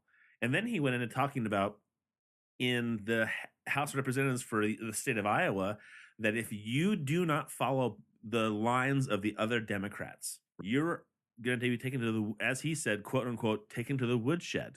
So if you don't follow what everybody else wants you to follow, you're going to be in trouble. You're going to get your ass whooped. Right. boy. But part of me says, and so then I was like, I was sitting, in the woodshed. I was sitting there going, so somebody brings something up that for whatever reason you find repulsive. You can't say, you know what, I'm not going to vote yes on this because me as a person I find whatever abhorrent. So I was raised this way. This is how I feel. Just not going to follow that. I'm not going to vote for that. You're screwed. So the next time something comes up and you say, hey, I really want to have this thing put on the floor. Sorry, you didn't vote for me. You didn't come up and step up for me when I wanted my thing up. You're fucked. Sorry. More politicians and have to have courage. They have to have Ron Paul balls is what they need to have. Yeah. Yeah. And it's not as black and white as what you're making it out to be. Was the Patriot Act black and white? Was that a simple read? Was that an overnight look? No. That was thousands of pages. Do you think everybody who voted on, yes, let's make that Patriot Act law, do you think that everybody who voted yes knew all the ins and outs? Do you think they were the subject matter experts? But guess of what? The Patriot if somebody Act? comes to But me, every bill is like that. Every bill is not. It's not a single line bill. It's not. Hey, I would like to put so many million for a bridge to nowhere. so What? But I have Fuck to, no. in my Bridge jo- to nowhere. in my That's jo- fucking stupid. in my job, I have to step up. If somebody says this is what has to happen, or you need to do this, and I go, boy, I don't have all the expertise for that. So I have to rely on somebody else to come in and help me. So I have to go find somebody else to help me understand this. And so somebody said, hey, you're in Congress. Here's this act. We're going to vote on this. What are you going to do? Do you agree or don't agree? I am going to go around. I'm going to find 25 people that I know and say, help me discern what's going on. So I'm going to do my due diligence as a congressperson or whatever to make sure I cover all my bases. Because in any other job, I'm going to be fired if I But not don't in this follow through job. with things. And But that's- not in this job. that's- And so That's awesome. But how many days did Congress have to look at the Patriot Act and sign it in? Next to none. Yeah. It was like a day. I like. So you don't even have the even though your idea is sound, we need it and now. I love you for it, and I want to give you a big hug. They don't touch it. have a day. They don't have that time to say. They don't give themselves a time. They utilized the time. Like 9/11 just happened. You know, it was like a month after 9/11 that they rammed this thing through. right. And it was called the Patriot Act. And one of Ron Paul's books, he tells a story about how he was talking to one of his colleagues and he was saying, you're really going to vote for this thing? He's like, have you read what's in it? He's like, well, you know, considering what just happened, and it's called the Patriot Act, you know, I kind of feel like I have to vote for it. I mean, that's the mentality of these guys. Right. You know, Right. it's They're all no about. better It's than like the No uninformed Child public. Left Behind. Yeah. there you go. It's like No Child Left You're Behind. exactly right. It sounds great, so let's vote for it. The Clean Air Act. Like, how am I going to go which back to doesn't my have any clean constituents? air in it. How am I going to go back to my constituents after this big tragedy happened and explain to them I didn't vote for the Patriot Act? Like, well, that's Right. your job. You know, you tell them Defend what your- was in it and you explain to them Well, why. because it's so complex, and maybe I agreed with 99%, maybe 99% I agreed with it, and then there was one little piece of the bill that said, "Oh, by the way, you're gonna rape old ladies." No, I can't vote for that. 99% was great, but I can't vote for it because it had one line in it that I just cannot stomach. As There's long as no you way can I can defend feed that, that. as long as I can defend it, I'm fine with it. You can criticize me all day for not voting for something or for voting for something. If I truly feel and believe that it wasn't good or I found fault in it, then I can defend myself. But that was Jim Carrey's. But part that of was the- but that part of was the Jim problem is Carrey's they failings. put things into those bills so that somebody has that out. That's the hard part. Right. Oh, so you didn't vote for it? Yeah, well, they put this little thing in that was crazy. I can't do that. Well, then you didn't vote for it, and so that's the Right. hard part. That was It's the- a it needed to be total double-edged- refined. It's a That total was- double-edged That was sword. the very thing that just destroyed Jim Carrey when he was running, and they called him a flip flopper. So you voted for it before you didn't vote for it. What? You talking No, about you- the pet detective, Jim Carrey, or Wait, what did I say? You said Jim Carrey. I said Jim Carrey. What is his name? Oh fuck! I've lost all credibility, Oh, haven't no, I? you haven't. Are we going Everybody Drew listening to this Carey? is like, he's not an authority. Drew Carey. Wow, I don't know It's who are not we going Drew for? Carey. Are we reaching? Let's- reaching for. Oh Listen, my God! Hold on a it's second. I have it right here. Pat Barry, No, John Kerry. John Kerry, Kerry. John Kerry. Okay, the flip flopper. You know who I'm talking about. Listen, We all of do that. I'm now. not Okay, editing. saddlebags. I'm not editing any of that. I'm not editing any of it. Everyone's gonna hear all the. Well, because we all need to of know the who you're stupid talking shit. about. You can't edit. Okay, that out. Edit it out. It's too exactly. noisy. So Jim Carrey. Close enough. You did it on purpose. Come You did it on. on purpose. I did that one on Thank purpose. you. Good. John almighty. Kerry. Yeah. He was the one that fell victim to that very thing. He was not able to articulate the fact that he didn't vote for something and then he turned around and voted for something because it was different or whatever, because these bills are so convoluted. There's so much that goes into them. No, I disagree. Say you have the I disagree balls. with your disagreeing. You have the balls to say, you know what? I learned something new, and so I changed my viewpoint on that. That's to me is the bigger issue of a flip flop. It's being presented with information that says it's not what you thought it was. It's this, and you say, "Oh shit, I didn't know that." Yeah, I disagree with it, what's going on, and so then you're considered a flip flopper. That's my issue with it. They If attach you- a negative term to it. Absolutely. Right, sure. And Yeah. so if you're a thoughtful human being and you have a different idea about something and you change your mind, and part of me hopes that, especially me, like I said, I'm considered a progressive person. I have definitely gone different directions when it comes to the idea of libertarian points of view. Am I a flip-flopper because I have a certain point of view and now it's changed to something else, or part of it has changed? You mean you don't It's- support your listen, party? It's Listen, ridiculous. You're not a flip flopper. You're only an asshole because you used to wear Kangol hats. I still wear Kangol hats, and Kangol follows us on Twitter, and we follow them as well. All right. I'm just kidding. Hey, Now- listen, my whole argument was he didn't articulate it well. And that actually brings that's up what all I want I'm saying. He what I didn't want to prove. articulate it well. It's delivery. Articulation, it's manipulation of the English language. That's all it is. Wow. Very if nicely you want said. it's manipulation of the English language. If you mix it up enough, you throw enough verbiage in there, you can do anything you want. At something that was fun that I actually listened to in middle school was a non-political smear speech. Wait a second. You learned something? A non-political smear speech. It actually was on, for those of us that can remember, the Dr. Demento show. Oh, I do remember Oh, the Dr. God, Demento show. that's- The non-political smear speech. Ooh, I Pull like that up. It's actually something that it sounds so bad at face value, but the actual meanings of all the words, it means absolutely nothing. It's actually good. When I listen to this, when I go through and edit it and I re-listen to this, I will look up that video. And if it's horseshit, It's right here. I have it.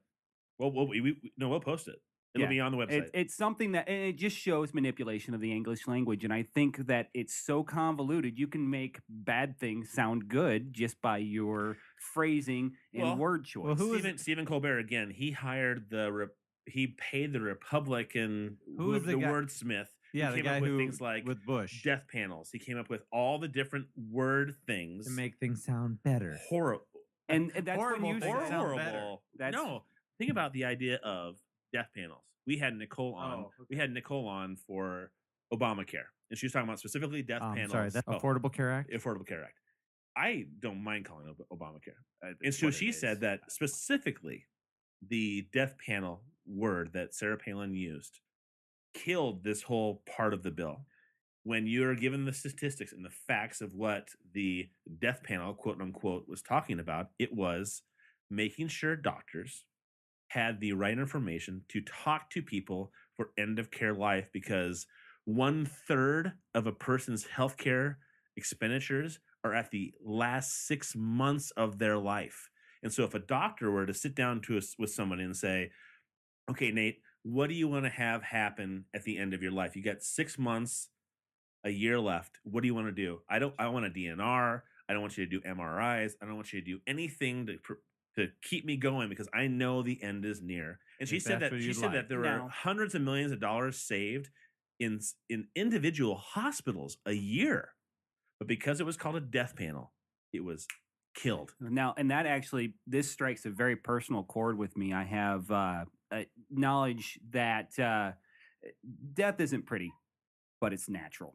It happens, and I don't want to paint this in a different light. But when you have somebody who is dying, and you go to the hospital and they get intravenous fluids, you're just prolonging death. The agony. Yes. Yeah. It's natural for the body to shut down and to stop accepting fluids. There's a certain process that the body goes through when a person is going to die a natural death, whatever diseases or cause of death it is. And when you admit them to a hospital and you hook them up to all these ventilators and intravenous fluids, you're prolonging the inevitable, and it costs money. It's not pretty. It sucks, but it's something that it costs. Well, and that podcast with Nicole, we'll give a shout out to her because it's one of our most popular downloads at this point. It is. It is actually. It's a pretty popular download because Obamacare is such a big deal. But I think the idea of changing the way things are worded, you talked about the Clean Air Act or the No Child Left Behind. We're not going to leave children behind, and we're not going to have not clean air. The Affordable Care Act. It sounds good in theory. Let's vote for it. Every government bill has a benign name to it that makes it sound like it's the greatest thing. The Patriot Act. Somebody Operation Iraqi Freedom. Operation Enduring Freedom. Operation Just Cause. I mean, Desert Shield. If we're going to what I mean? Maybe it's the Affordable Care Act if the idea of death panels were actually saving money. I mean, that idea, that one piece of the Affordable Care Act was going to save money. It was going to cut things off of the deficit. It was going to make hospitals save money and make them accountable. And so with that one piece, it was because Medicare and Medicaid fraud doesn't happen. Right. And that's going to save money. But, big but. Nobody's gaming the system. Because the lay person does not understand the the medical jargon, the coding that is on a bill. But Medicare, the government does. And when they get billed for something, they have computer code. They have hundreds of people, thousands maybe, working for them, running these bills through a process and going, there's actually lines 7, 8, and 42 are kind of bullshit. Oh, well, we're not going to pay for that. Oh, yeah. Have you ever seen that on your adjusted amount? Your insurance actually negotiates on your behalf when they cover something for you. And they actually said what you were billed and what we settled upon and what was paid and what you saved. Yeah. Yeah. That it angers me. That screams horse shit. Actually. I mean, healthcare is important.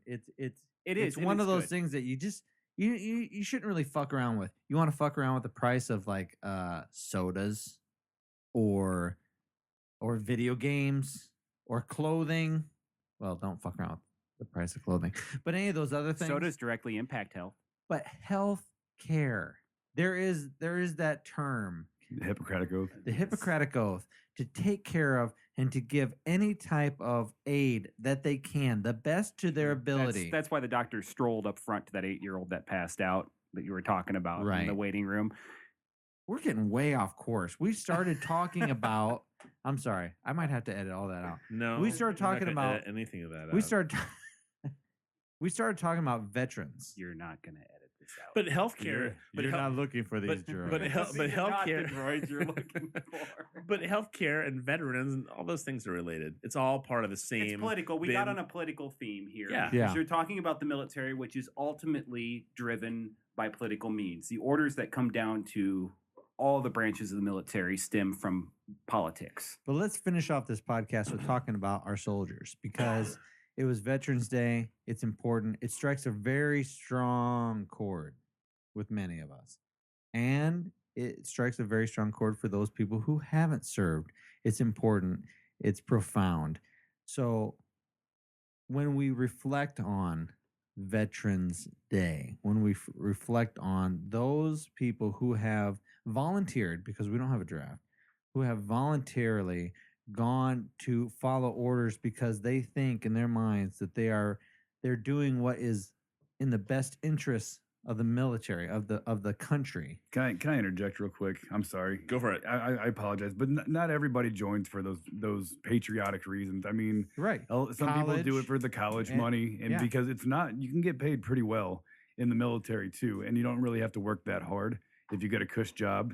That is true. That is 100% true. If you've never been in the military and you've never heard that before, that's the reality of things.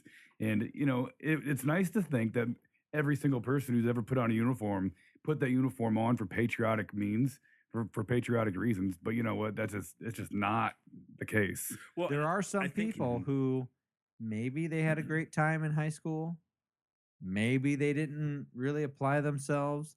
Maybe their parents said, listen, you really fucked off the last 3 years, and I really can't afford to send you to college with this idea that you have in your head that I'm just a fuck off. I'm going to go to college. I'm going to drink and have a great time. I can't afford to do that. So you have no other options. You can go to McDonald's, or you can go to Wendy's, or maybe Taco Bell. They've created a perfect system where they've subsidized education to the point where the tuition prices are now out of reach. You have to get loans unless you're independently wealthy. That's what's caused the rise in tuition costs, is all the guaranteed student loans. And because of that, now they have a good reason to entice young men and women to join the military. Like, oh, school's too expensive for you? Yeah, just come join the military for 3 or 4 years. That's what I did. Yeah, It was like going to a technical college. That's all it is. You go into the military, you learn a trade. They've insured high enlistment because there's a huge incentive with that GI Bill. Yeah. They've essentially put the price of tuition out of reach for the average person, and they've said, here's the answer. You know, they're going to ensure high enlistment rate. And I know that Rock appreciated that Junior went into the military with a pretty good head on his shoulders, thinking that I'm going to do this to help benefit he wants to serve. That's his idea, but he also knows he's going to get something from it. So I don't know if that's a good or a bad thing. As long as he chooses the right MOS, he'll be all right. How many people, I would love to know this. I mean, it's impossible to know, but I would like to know how many people would voluntarily join the military if there was no GI Bill benefits. No school benefits at all. I think it would be a lot less. I think it'd be huge. If you're not enticing people to come in, I would think it'd be a ton less. It was attractive to me because it was a technical school. I went in, I learned a trade. I did sign up for the GI Bill, but I learned a trade. I knew what I wanted. I thought I knew what I wanted to do, and I enlisted, and I learned that skill set. And also, while you're in the military, I don't know if you're aware, but they pay 100% of your tuition if you go to school while you're in, and it doesn't affect your GI Bill benefits. Right. So that could still be a draw, but it is difficult to balance that with your deployments, work, and family life. Which is why what Nate said earlier, the Air Force has the best work-life balance. Work-life balance. Because you're not going to go live in the woods. What a great term. Beautiful term. Beautiful. Yeah, because I used to go live in the woods for, and you did too, for 3 weeks at a time. It's like, oh, well, if you're in a class, you're not going. Right. You know, you tell your commanding officer, oh, I can't go. I got this class. I'm spooning with other men. I can't go to a how class. Could you and I, the spooning thing, that reminds me of a great story. But how could you and I, do the story. How could you and I ever truly take college classes? I'm in a class. No. Oh, I just showed up to work one day. You're going out to the field for 3 weeks. Don't call your wife. What? You're going to make a jump, and then you're going to land, and then you're in the woods. You don't call anybody. You're not going to shower for 3 weeks. Hate your life. Yeah, the longest I was in the field but I got was on Army training. I got a paper. There you go. And our Air Force leadership actually took us unauthorized back to the barracks to take showers. And it was 2 weeks. So let me say also. You're a son of a bitch. You guys, I'm telling you, we're laughing about those things. Me as a civilian really appreciates the fact the two of you. Sorry, Nate. Air Force. I got you're in a completely different category. And you are in a whole different category. I really appreciate the fact that. Let's talk to your idea earlier. I really appreciate the fact that at some point you had to say, I can't do what I want to do. I have to go do this shit, whether it's interrupt my life because I'm a single guy or not call my trust wife. Me, if I would have known that before I enlisted, I wouldn't have enlisted that way. If I would have known that. But isn't it okay that when I come to the point where I understand what you did with that time of your life, for me to say, you know what, I really appreciate that you took the opportunity to do Sure, this, and yeah. that's okay. And so going back to the idea of the whole scheme of thanking somebody For Veterans Day. for Veterans Day, Yeah. I think it's okay for me to recognize the course fact it that is. you guys did something that I am not willing to do. Period. We never said that it's not okay to thank soldiers. I never said that. You know, Or how about me thank you? But you said that. I can thank you for that. The idea of what you did, Mhm. even though you feel that it wasn't in some point an honorable thing. If somebody said a thank you for your intentions that you originally had when signing up for the military, that would be a much more appropriate than saying thank you for your service, because that's implying I served somebody or some group of people, and the group so of you people. didn't see. So the idea that you weren't serving me then. No. I don't feel that I was serving No. Okay. anybody in this You're country. serving politics. Yeah, and you're special serving the interests. political engine. And the special interests. And at a young Yes. age, at the age that I went in, I could not wrap my brain around this. I wasn't old enough. I hadn't lived long enough. I hadn't been around long enough to really truly see the world for what it was. I didn't understand politics. I didn't understand that congressmen or senators or corporations were driving this engine. Well, how many and that- 18-year-olds do understand that? Yeah, well, you don't understand. You just got out of you just got out of 13 years of government schooling, you know. What Right, 18-year-old so- cares about Yeah. that? Yeah, exactly. Well, and I think he who shall not be mentioned wrote Joe Rogan. So you just did it. Yeah, Way to go. I thought that was This- funny. I thought hey, that was funny. I did it yeah, on purpose. It's really funny. You know what? Here's my silent protest. Well, that doesn't work because I just told you it was my silent protest. I think that he talked about until Halliburton owns all the water and they need to make sure it stays clean. You're bringing up a very. We're good not point. gonna be rallying behind it because it's not a corporate idea. It's not something that's like, Well, that's everybody rallies behind in the- because in the past, there's not money. To say it more succinctly, we- they were talking about fracking. They were talking about natural gas. well, but and they said later on in that right, but podcast. Joe Rogan said Halliburton or whoever it is will finally say water's important when water is more expensive or can make more money selling it right. than natural gas. Sure, right. And that's when they'll say. and you're bringing up a good point here. This is something I want to touch on earlier. Is war is profitable. Mm-hmm. War is profitable, but when I was deployed, it used to be that war was profitable for the U.S. Now, we're part of our national debt right now is the war. And when I was deployed, all of our buildings and all of our generators came from Middle Eastern countries, came from Jordan, came from Kuwait, came from UAE, came from Saudi Arabia. That money was not for the war effort, was not coming back to the U.S. like it used to. When you would have the scrap metal projects that were in World War II and victory gardens and all that Oh, that yeah. happened in World War II, that doesn't happen now. The money is going to other countries. There are other people making money off of this war. It's not directly the U.S. There are big corporations. You brought up KBR, which is part of Halliburton. Yeah. So Who built they're the- making money, the but urinals and it's the- not profitable like it used to be for the U.S. because there is a lot of money going to other nations and other countries. And I think, and to me, that's part of it too, because you have, for lack of a better word, is sacrifice. I did a paper on Vietnam War and World War II veterans who are doing with nurses, combat nurses, for the history major. I went to talk to one guy in particular about when he was in World War II. Well, they said, "Oh, do you know that there's like 5 or 6 World War II veterans who live here?" And I was like, "No, I had no idea." And they said, "Well, when you get done talking to so-and-so, come back down to the desk and we'll ring so-and-so." And I was like, "Oh, okay, fantastic. The more the merrier." And so the best interview I had was 4 people down the line from the guy that I went to go talk to. And it was a guy, when I first met him, he had one arm. And so in World War II, he was a farm kid in Iowa, had lost his arm in a farming accident, couldn't go to World War II because he only had one arm. And he said, I told him in the interview, I can fire with one arm. I've been hunting my whole entire life with my dad, my brothers, and my uncles. I knew how to hunt. I had shot deer. I knew how to fire with one arm. They should. He was so passionate about it. And I was going, you got me convinced. Go ahead, sign up if you need to, And but what he did instead was he took a wagon and walked on old gravel roads. If you're from the Midwest, you know there's plenty of gravel roads around here. He walked gravel roads just picking up scrap metal. That's all he For did the was war effort. walk down a gravel road with one arm, pulling a wagon, getting scrap metal from farmers and local that's people so civic that he could. duty. That was his idea. Civic duty. Yeah, I mean, it was amazing.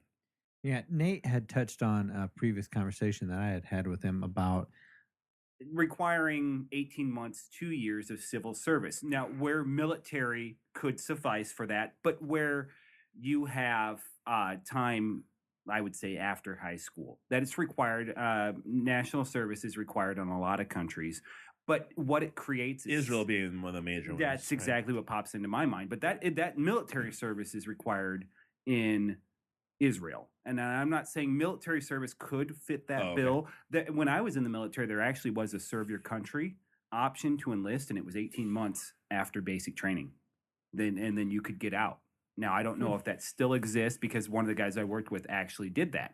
Now he re-enlisted after his 18 months was up, but I'm talking about his national civil service along the lines of Peace Corps, Job Corps, AmeriCorps, something where it creates ownership, it creates civic pride, it creates, well, we were talking about That's- it's somebody that's a- littering, littering. somebody throwing stuff out the window, and you're like, "Hey, fucker, I just picked that up." yeah, I my just- friend has to pick that up. Somebody Yeah. has to pick that up. How about you throw that in a We're trash all can where it responsible. But it- goes? We're Well, all forcing But somebody- you're forcing somebody else to For- do something. You're undermining the idea of self ownership. Well- It's the same thing as the draft, the war draft. You're going to take 18-year-old kids and send them to war against their will, and if they don't go, you're going to put them in a cage. You're saying we own you. We have a greater right to your life than you do. You're going to do what we say, or we're going to put you in jail. Or how about the idea No. that we all talked about being 18-year-old young men and having no fucking clue about what was going on. Perfect. And so we're gonna help you be educated into what it means to be part of the society. And that who you're a decides part that? of. Well, No, you're you get to pick. no, you're right. No. You're right. You get to pick your job, your industry. I'm not saying that it's already pre-delegated. Oh, your social security number is this. Oh, well, then you're automatically delegated to working with the Parks and Recreation Department. It's But still you forcing don't somebody have the into- choice. You're forced to pick. You're forced to spend 18 pick months of your life something. to do something that you don't necessarily want to do. Well, You know what? I can see the passion just Oh, right yeah. underneath the. I am I'm the most extreme libertarian you'll ever be But I in your can life. see that. And libertarianism is based on two solid principles, two pillars: self-ownership and the principle of non-aggression. And self-ownership is huge. And if government can tell you that you have to do something with a portion of your life against your will, then they have a greater claim to your life than you do. They own you. And I appreciate your passion. But if I'm an 18-year-old who has learned or known in this scenario nothing, and so I think everything is given to me, that this country owes me something, that I'm not willing to take any responsibility for anything, and they say, well, you know what, you're part of a society that's much bigger and broader than you are, so you have to pick one of these things to do so that you understand the impact and part of what you're part of, but only because of you don't understand those things yet. They haven't been instilled to you for whatever So reason. who decides And what's so- these important things that need to be done? The Well, let me- bureaucratic think- politicians? Well, let me ask you maybe this: so. what if it was cultural? I think back to the Spartans. I think back to some cultures that you're like, what? The baby was deformed and you threw it off the cliff? What? But that was the social norm. There were social norms that you had to do certain things. it was for the good of the good of because it the was- tribe. Because it was for the good And of the who tribe, or decides the what the good of people. the tribe is? The ones at the top. But my question is, would you villainize the idea of it? Would you villainize the idea of it if it came from a cultural base or just because it's coming from a government base? Any type of Either force. way, it's taking away your individual right. Right to self-ownership and to live your Yes. life how you choose to make your own Yes. decisions. So right. you're against it in all. Yeah, all I believe facets. human beings are born into this world free and independent and should have the means and the path necessary to live their life how they want to without anybody coming in and forcing them to do one thing or the other, so long as they don't interfere in other people's liberty. No, and I like that. Mhm. But I also, as I said earlier, having knowing what I know now, I would have done something different in the military. Mhm. And giving that opportunity, saying that, look, you can pick from any number of these careers. And I actually enlisted as a security forces, as MP in the Air Force. Sure. If I could have done something, say, with Job Corps, Peace Corps, and worked in the records department of a police department, I would get to talk to officers. I would have done ride-alongs. I would have had a better knowledge of that field. You're not forcing people to do it. You're giving them the opportunity to get a tech school education. Giving is some- how I For see what it. you would prefer to do in It your life. gives you education. At 18 years old, you go, yeah, I want to, drive a snowplow for the rest of my life. But it's not forced though. Do they? No, you're still forced to pick something. You have to That is do force. 2 You have to- years of But- civic that is service. force. But you're And- picking something to help you figure out what you want to do with your life. Okay, That's so where I'm coming from. I'm playing And I'm who's- playing the worst case scenario. Well, So I'm Brock's already doing that. So I'm You're I'm some asshole who litters all the time, doesn't give a shit about anything or anybody. Right. And so I'm impacting everybody because I'm doing whatever the fuck I want all the time. And that's not going to be able to fit the norms of society around me. And so, and I want you to talk to this because my idea is like, I am going to be made to make a choice. You're an asshole. And not everybody's going to be an asshole, but I'm an asshole who does whatever the fuck I want. You have to pick one of these things. You're going to do AmeriCorps, you're going to do Peace Corps, or you're going to do the military for for an example. Right. And so I go, I'm going to do the least that I have to do. So I'll do Sure, there's people AmeriCorps, like that, right? all I'll do the time. AmeriCorps. Okay, fine. I'm going to be put into situations where I have to help people. I might have to serve other people. I am going to get an idea of the society that I work in. Or I'm going to be forced to work in. And so is that going to better me as a person?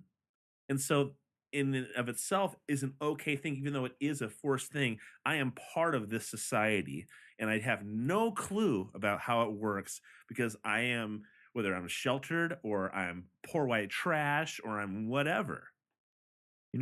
When you're talking about this stuff, I'm trying to take this all in and look at it from a different point of view. Okay.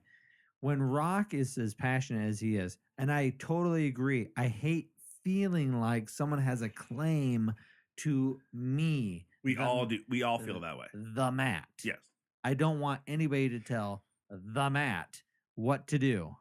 I'm only saying, I don't normally say, I don't refer to myself as that, but I don't want anybody to tell me what I have to do. I Right. hate that. I hate feeling that. I Right. hate feeling like my taxes are taken on my paycheck. I have no say in any of these things. Tons of things I have no say in. I hate that feeling. But at the same time, this has been something that has perforated our societies from the beginning of time. And you can look at them from government is telling you what to do, Big Brother, or you can look at it as my father was a blacksmith. I'm going to be a blacksmith because he's making me be a blacksmith, and that's the trade I have to do. Or my father was the king. I'm going to grow up to be the king. This is what I have to do. There, throughout history, kids growing up did not have a choice for a certain amount of time, and then they became an adult, and then they could choose their path. Let me be the devil's advocate and say it as the Todd. You like that one? The Nice, Todd. the Todd. So I didn't know what the hell I was doing when I got into high school. I had no idea. I had a father who said, "Oh, just go walk around the planet and see what the fuck Live in- happens to you." If you had Right? government telling you, giving If you I some had- options, forcing you to choose A, B, C, somebody- or D, If somebody had It's said to ridiculous. me, you have A, B, or C options. You've graduated. you must pick one or you go in a cage. You've enjoyed our free education, It's what it is. right? Yes, absolutely. So I say, okay, so I can do military, I can do Peace Corps, I can do AmeriCorps. Those are the three things I have to do for the society that I live in. We're talking Right? I would socialistic nations now. I Yes. would be forced into doing one of those things. You're talking communism. It would have helped me immensely as a person. He's having a physical reaction. He over is. here. He's really You're having talking communism. No, absolutely. No, I know that. I'm just saying that I know that me as a person, myself, if somebody said you need to do these things and it's going to benefit you in the long run, whether they have an agenda or not, I know that I would not have fucking fumbled around and done the least amount of things Because I you could had no possibly guidance. do. You never know. I had no guidance. Maybe you Well, would. no, he knows No, because he I do personally know had no guidance. because I had no guidance. But here's the thing. This is the cool thing about the fucking podcast. This is what I like about this. You can present a situation and you can start to look at it from all these different facets, from all these different paradigms. You can look at the same issue from all these different directions and say, this is how I feel about it. And I acknowledge that. And I think Rock is right. I don't want anybody to tell me what I have to do with my life either. But I see the validity in what you're saying. And I see the validity in what Nate is saying because it teaches you something because at such a young age, you have no fucking clue. So the government needs to be our parents. No, because our parents aren't being parents. How do you solve the issue of civic duty? How do you solve the issue of civic pride? There with is freedom, absolutely freedom. Yeah, and that's working great in central Chicago or in the big urban areas. We don't have freedom in this country like we used to. Freedom has been so deteriorated, vastly deteriorated in this country. Would you? We're more of a socialistic country nowadays. We are not the free nation that we claim to be. Because you can't. I don't think you can be with the population that we have anymore. The population that we have and society has been degraded to the point where it has been. The disrespect, the detachment from responsibility is gone. Oh, I don't have to worry about that. That's somebody else's problem.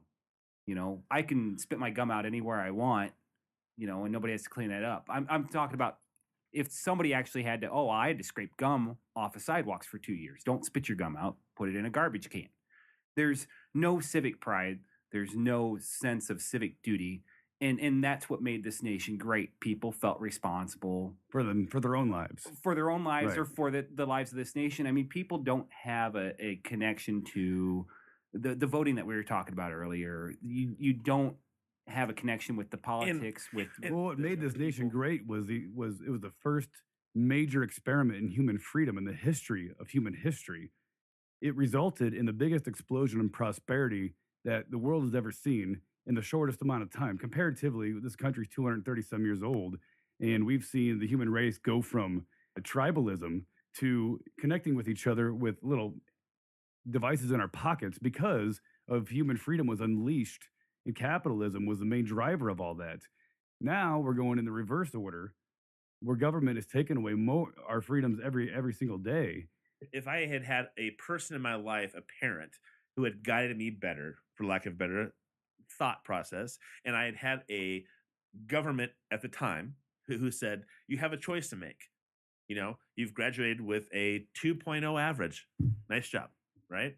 And unbeknownst to them, you're an incredible thief because you thought that, you know what?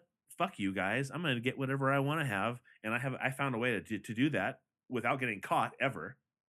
Thousands of dollars. I'm telling you, you have no idea how many things I stole to do whatever I wanted to. If somebody had said, good for you, and then they said, you know what? Now you have to join the Peace Corps. And you need to go down where people don't have anything in, Ecuador, and be part of the Peace Corps and say, you're going to help people build houses because they have nothing to live in. And you spent the last years of your high school career stealing shit because you didn't get yours. So you have sweatsuits and tennis shoes, and now you're helping build houses to help house people. Sure. That would have had an impact on me in a perfect scenario. I actually think that doing another podcast on civic duty or civil service would be good. There was an article in Newsweek a year and a half, 2 years ago, and it was written by one of the major generals that was involved here in Iraqi freedom. He saw the value in doing that and creating ownership. There's so much detachment, so much individualism right now in society that nobody's responsible for anything. It's always somebody else's fault, And I deal with it every single day of people that have no responsibility for their actions. Now, granted, they have not been part of the larger world, but they're coming from a point of view of it's somebody else's fault.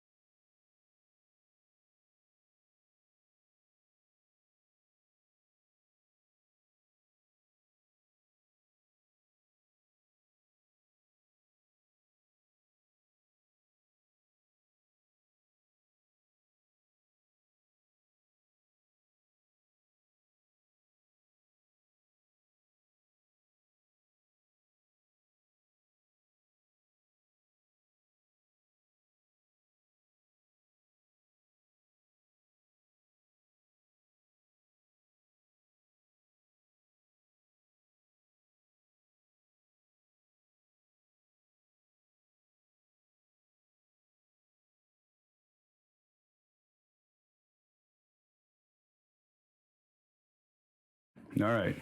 Well, I suppose if you believe in socialism and authoritarian governmentism, if you will, then in undermining the idea of self-ownership, then it's okay to have a group of politicians who I think we all can agree are corrupt, lying, cheating, stealing bastards, come up with some options for our youth to go ahead and choose from, and that'll quote unquote help them, make them a better citizen.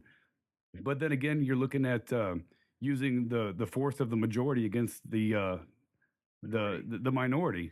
So 51%, let's say 51% of the people in this country think it's a great idea to force 18-year-old kids to have 2 years of civic duty, give them 5 options, whatever those options might be, and they vote on it. So the 49% are at the mercy of those people. You just undermined self-ownership for all those people involved. What will society be at that point if we let the people? And I'm being devil's advocate personally in the situation, that I personally feel that I would have been better off, not necessarily with a socialist country telling me what to do, but I would have been much better off with some kind of guidance. And if I don't have any guidance, but I have somebody, and you're right, politicians are assholes, and and government can steer us the wrong direction.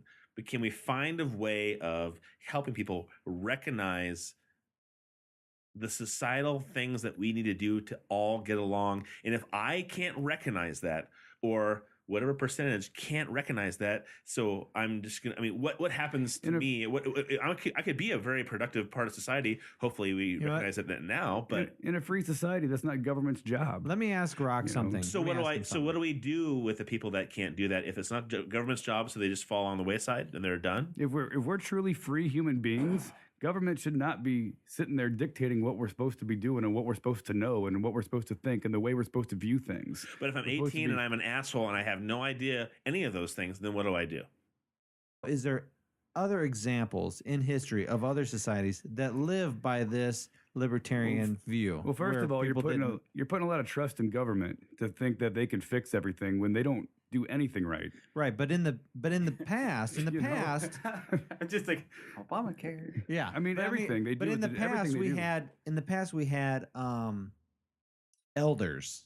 We didn't call them government. We called them elders. So is this a problem with parenting? And in Rome, we called them the Republic. Yeah, if for a second any of us were to sing, this just hit me today, and it just kind of fits in. But if any of us were to sing a Pledge of Allegiance to the Republic for which it stands, there's a big difference between a republic and what we have right now. And I know Rock has the difference in his head. He can tout it right now. We are told that we need to say the Pledge of Allegiance to show our allegiance to the United States of America. What is the difference, Rock, between democracy and a republic? Thank you. In a democracy, the minority is at the mercy of the majority. 51% can dictate the rules for everybody else, for the 49% who may not agree. In a republic, the minority is protected from the majority. So, for instance, in a republic, let's say it's predominantly white people in a certain area, and the minorities are blacks and Asians. The blacks and Asians are protected via the already standing, the predetermined laws and established rights from those white people voting on something to undermine the rights of those minorities. All right, and correct me if I'm wrong here. Isn't the United States, as it stands, isn't it supposed to be a constitutional republic? Right. That's what it was found. That's your main idea. Mm-hmm. Why don't we bring that more to the forefront? That are we a republic, or are we a democracy, or are we a capitalist society? What are we exactly? Not enough people know the definitions of those. I had to look it up. That's manipulation of the English language. I'm sorry, that propaganda, all plays back. And according to you, only recently fell out of being outlawed. Whereas I said that the law expired. The law expired, but I feel like we've always been manipulated. We've always heard propaganda. We used to be a constitutional republic, a pretty good one too. And, that was during the period where we experienced our greatest growth and prosperity. And we had relatively free market and true capitalism too. And when was that?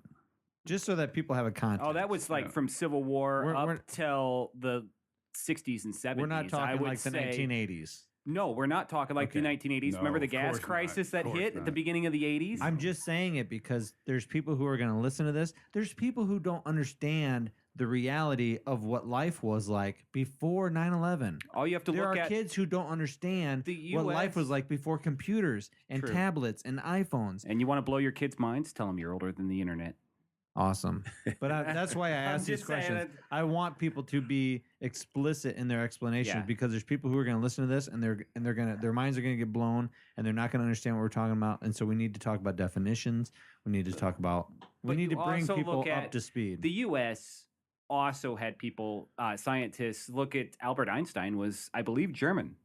Is that correct? He Yep. defected here, correct? He was, Sure, yes. to exercise his freedom. And he benefited the U.S. Ultimately, nuclear bombs were a direct result of his research and development, and that put the U.S. at the ultimate top of the mountain during World War II.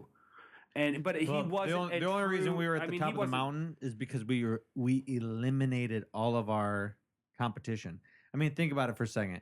If I'm trying to sell cars in this great city of ours, and there's 8 other car lots, and I bomb those fucking 8 other car lots, I'm going to be successful as fuck. Yeah. I am going to be the best car seller in the city. Well, Why? no. Because all of my competition is There gone. was All military of the strategy. No, there was military strategy. We could not. The mindset of Japan, as far as when it comes to military, it was more honorable to die for your country, Well, for that's your why they cause. had That's why those we couldn't swords. invade Japan. It was not feasible. The amount of U.S. life lost with a actual foot soldier invasion of mainland Japan would have been catastrophic. So in order to get them to submit, we used a nuclear bomb. Okay. But We'll our, use 2 of them, our actually. competition today are the very people that we wiped out. And when we talk about the great growth of our country, it was during this time when we had no competition. No, our Except for competition when you today, our competition today is the Middle East. Look at Dubai. Look at Qatar. But we're Look talking. at- But you're look at- talking fuel. No, I'm talking direct competition. We're- Look at who's buying the most disposable goods. Look at who's buying airplanes. Look at who's developing technology. Who's investing. It's the Middle East. It's UAE. It's Saudi. You're not it's supposed to be Qatar. shaking your head. You're not supposed to be agreeing. No, I'm with this agreeing with guy. him because the United States is no longer a country of producers. We don't produce anything anymore. No, we're Service. consumers. We are a we're a service. consumer. We're consumers. The thing we produce the most is our money. Right now, our money, the U.S. dollar, has a prestigious position in the world. It's the world reserve currency. So that means every country, before they make a trade with other countries, have to convert to dollars before they make that Because trade. that's the price that we use, the currency we use, that we put the price on a barrel of oil. It's the But- World well, Bank. that's part of it. correct? That's world part currency. of it. World currency. What are you saying? Everybody has to do an international transaction in U.S. dollars. Yeah. Right. So what that does, that makes our money attractive to other countries. They're willing to sell us their products because we have the world reserve currency. We produce that here in this country. So China is more than willing to exchange the goods they produce in exchange for our money. But really, what value are they getting when we're exporting just inflated currency to them? So the rest of the world is in competition with us. And the countries that have the highest degree of freedom, like look at South Korea. They have a very high degree of freedom. They're flourishing like crazy right now, producing all kinds of stuff. And What kind of freedoms do they have that we don't have here? economic freedom. They don't have as much strangling regulations. They don't have as much red tape to deal with. When you free up, they have lower taxes too. We have the highest corporate income tax rate in the world. Taxes is another podcast. You guys Now, can now, go on. I can speak directly to the South Korea thing Mhm. because I worked for a company that was created. It was a sister company birthed from a South Korean brass and copper mill. We as Americans cannot wrap our brains around the mentality of the South Korean work ethic or just their honor system. We had South Koreans that held high positions in my plant who would throw up. They would be visibly sick when they knew the chairman of the company was showing up for an inspection. They would be visibly sick. And what did one of our union people do? They wouldn't shake his hand. The chairman, the guy who's making all these Koreans throw up in his mere presence, he comes up to shake one of our union guys' hands, and our union guy would not shake his hand. And the chairman throws his hard hat down and kicks it across the warehouse floor. He's so pissed. So, when you talk about freedom, you also what we're not serving up and describing adequately is the culture of South Korea, because the culture of South Korea, for whatever reason, doesn't need the government to say, by the way, you need to spend 2 years in civil service.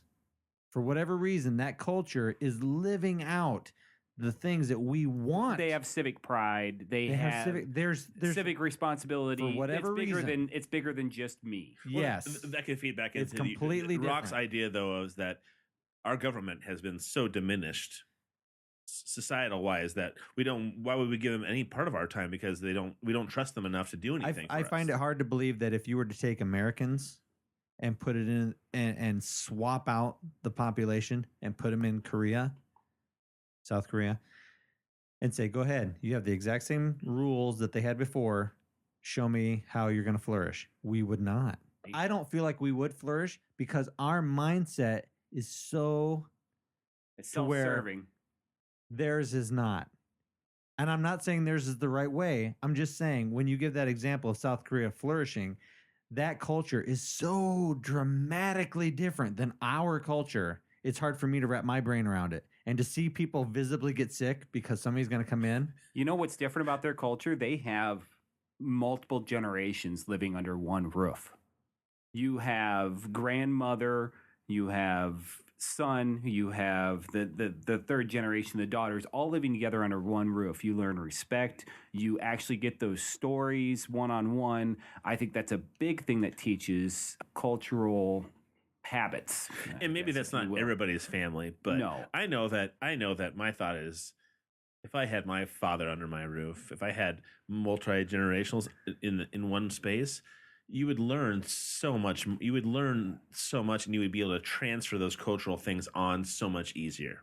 Sure. I mean, that's kind of what you're talking about. I would even if I disagree I'm with my guessing. father, I would probably have to disconnect the power to the wireless router every now and then to make the sure. kids talk Yeah, to yeah. would you be- grandpa. Would you be for forcing people to live generational underneath the But same see, roof? that's my question. no. That's You know, my that like, I oh, truly we're- don't understand because Like, your oh, idea. Government says you can't move out of your house, because we want you to live. But my thing is, what's the difference? That's natural. There is a difference. There is a difference, but it happens in every culture.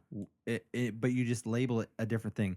Whether or not your parents and your grandparents are right there and they force you to do it, you don't have your own freedom to do whatever you want. Or the government comes in because your grandparents and your parents aren't doing that, and the government comes in and says, "I'm basically doing exactly what," and I'm not saying our government is. But if a government comes in and says, I'm going to do what your grandparents and your parents were going to do, we're going to force you to do this because your parents and grandparents would have done that anyway in a different culture. So why am I evil because you label me the government? Is the parents and the grandparents equally as that? I guess that's the point or the thing I'm trying to get you to look at. Do you look at that equally as bad when it's cultural I wouldn't say or equally. when it's government? I wouldn't say equally because government is detached from the family unit. People in Washington have nothing to do with me and my mom and my dad and my grandparents, so they don't have the right to tell me what to do when it comes to family issues. So once you turn a certain age, you become an adult, you become a man, then I would argue that human beings have the right to live their life how they choose to. And if I had to choose between my father telling me what to do after the age of reason, after the age of 21 or whatever, or some bureaucrats in Washington, I would choose my father. But I don't think they're equally as bad, but I both think they're wrong. And then how about me, who doesn't have that guidance? I don't have somebody telling me right and wrong, even in the minimalist form. And so I either follow along with society, or the rules and laws of society begin to affect me. Or people look at you as a cancer. Right. No, to me, it's the same. That's part of the same argument. Society, Right. yeah, because to me, Yes. society. A group of people is like a body, and everybody either works towards the betterment of that body, or people Absolutely. destroy that body The Yes. society because is of cancers. like a fictional entity. There's no such entity as society. There's only individuals.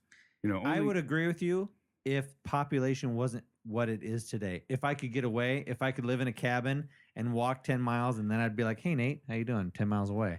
I could understand that. But because the population is as dense as it is, because we have urban we have all population. drawn ourselves into these cities, and we've all created a livelihood and a lifestyle and a household that is 10 feet from our next door neighbor.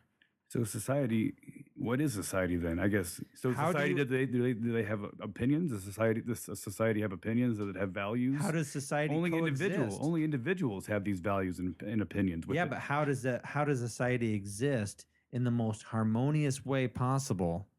with individual freedom, Ownership, Or ownership and non-aggression. responsibility. Yes. Ownership and responsibility. We've come from a time when in the 50s Non-violence. and 60s, when Yes. you were checking out at the Those are all grocery things that store, I agree with. When you're checking out at the grocery store, you knew the kid who was bagging your groceries. You knew his dad. And if you saw him screwing around in town, you're like, I'm going to tell his dad, and he's going to get his ass beat, and he's going to be held responsible for his actions. Anymore, I don't know anybody at the So grocery can we go store. back to the fact that my overall opinion of overpopulation is the root cause of a lot of these problems? Totally. No, I would agree. I don't think it's overpopulation. It's societal. It's how we interact with people. but if the Anymore, TV, internet, computers, I can stay indoors. But if the population, indefinitely. though, Nate, is out of control, If it's and a you don't dense, have, and so I'm going to dense say, population, so I don't, it's not I don't, rural. so We're I getting don't- back to what Rock was talking about, though. What do we do for the benefit of the tribe? How do you choose? I mean, how do you control population? And I think ultimately all these government standards and everything comes to that. They realize, the people who are in control realize that there are so many people that the world can't sustain it right now. We are out of control as far as population wise. It's unsustainable. But at the same time, you can't do what China does and restrict and say, well, you're only allowed one child. They changed that though. Just got changed. Well, Oh, it did. yeah, China because just changed it? because they've got a whole generation of bachelors. Yeah, they They've changed got, it. They've got like Watch not enough females. Vice.com did an incredible thing on whole entire parks full of people sitting there with pictures of their daughters. Yeah, a for- marriage fair. for sale. A marriage fair. Marriage fair. Yeah, because they can't find anybody. But no, population up. I understand what you're saying. I was going to go population. way down the wrong path for just a second. I understand what you're saying about population, overpopulation being the problem. And it is, but it's also what we accept for societal norms now. I moved into my house in 2010. I know 4 of my neighbors, Okay. North, that's- south, east, west. basically. Not really, but yeah. I know one guy across the street, one guy who's the yard that butts up to the back of my house, and then 2 people up the street. And that's it. But at the same time, Now I have Matt knows the whole neighborhood. You know everybody in this neighborhood. So it's different than Nate's point of view. That's correct. Which there's the a government can't generational regulate. gap. There's a Because you generational choose gap to in take my everybody in your neighborhood. neighborhood, could- and Nate doesn't know There's a more people than generational you. gap though in my neighborhood.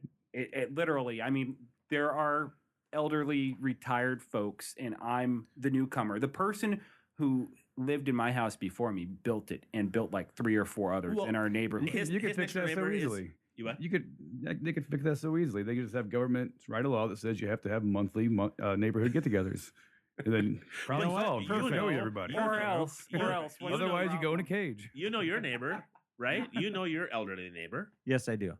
because you choose to I- know them. Yes, I am going to wrangle this podcast back in. I'm I'm going gonna to make wrangle it in. I'm gonna make a Veterans Day. big shout I'm out. going to to remind Nate. people. Nate and Rock have done a pretty fantastic job of You both- navigating yes. what it is, Yeah, the I primal think so. scream. You know, This is what it's all about. Yes. You want to get those opinions out in a way that you feel like you've had to hold in all day long, and you can't say it to your wife, or you can't say it to your best friend, or you can't say it to your kids. This is the media. This is the way. This is why we chose to do this. This is why we chose to do it. Period. And I totally get what Rock is trying to say. Yes. I can't imagine. That's what I guess is the best way to say it. I can't imagine a better way. I love everything he says. There's nothing wrong with what he A says. better way than what? Government? No, force I or- can't imagine my society being different. I can't imagine. Well, that's I can't imagine ever being totally free to doing whatever I want. I can't because you imagine. never experienced it, You're right. right? I can't. I can never. Me personally, I don't know where to go to and read in a history book of a society or a culture who lived that way and say, "This is how I want to live." Exactly like this. United States in its early goings, Iceland before the British takeover, But- but 1,000 years of libertarianism. In those examples, it makes me feel like I need to go to the deepest Northeast wilderness and build a cabin and, Just so and you know, alienate the myself. East Coast is very densely populated. You don't want to go there. You want to go to the Northwest. Okay, Northwest. Yeah. What did I say? Yeah. Northeast? Did I say Yeah, Northeast? you did say Northwest. Northeast. You're I'm throwing, sorry, I You're throwing meant things Northwest. out. You're fine. A lot I of meant urban Northwest. jungles. You are I'm in fine. Northwest. I want to see the Bigfoot. So fuck you guys. Hey, Todd, Nate, Rock, thank you guys very much for being on the podcast tonight. It was I loved the discussion. It was all over the place. You guys made excellent was. You points stayed on all sides. Yep. Again, we started this talking about Veterans Day, about how it can make different veterans feel a different way, be sensitive to that. And again, I don't think any veteran would disagree with this. If you want to truly show us how much you support veterans, help us take care of our wounded veterans. Give to a cause. Don't give to us. Give to a cause of our wounded veterans and help us take care of those people, since our government it seems to really be lacking in that Seems. category. And thankfully, Jesus there's some very Christ. good charities out there that are making that happen. Yes. Right. Mhm. So do that. Okay. Don't thank us. Don't give me the free pigs in a blanket meal. I don't need it. I don't want it. Don't give me I- donations to our webpage. We hate them. Yeah. Help, I mean, help, help wounded warriors. Help, Absolutely. help people who really truly need the help. And that goes along with people who live under bridges, tent cities. Take There care you of go. those who are in need of it. It's not just soldiers. If you would like to get a hold of us, please go to theprimalscream.org, O-R-G, and you can like us on Facebook, Twitter. You can like us on Pinterest. We always have great things on there. you guys have interest? We are going to be putting the books that we've talked about or the websites we talked about on our page on our Oh, yeah, on our website. World Wide Web. It's Yeah. an incredible source. Yeah, the for internet. The internet's an internet. incredible source of information. It's called My So- Table. It's the page called Book Table. It's called Book Table. It'll have all the books that we've talked about, as well when we do the editing of everything. We'll put on all the links for all the websites, all the things we've talked about throughout the day. Well, for the majority of them. We'll do our best. Yeah, we try to There you go. try to give you an outlet to show you this is why we believe what we believe, because we are influenced either by what we read or what we saw or what we heard, Exactly. like anybody And else. please subscribe to us on iTunes. That is the best way to get a hold of us Or and get our Stitcher. downloads. Or Stitcher. I love to finish a coherent thought. How about you, Nate? So please get onto our webpage. We love the likes on Facebook. It's a huge thing, whether you know it or not. If you like us on Facebook, it has a huge impact on our following. And Twitter is a big one as well. So we really appreciate you guys following us tonight. And you know what else is new? Fantastic. Let us know. You want to know what else is new? There's comments. I apologize to the people who put comments on our posts previously, but if you go to our website and you click on a particular post or a particular podcast, it will take you to that podcast page.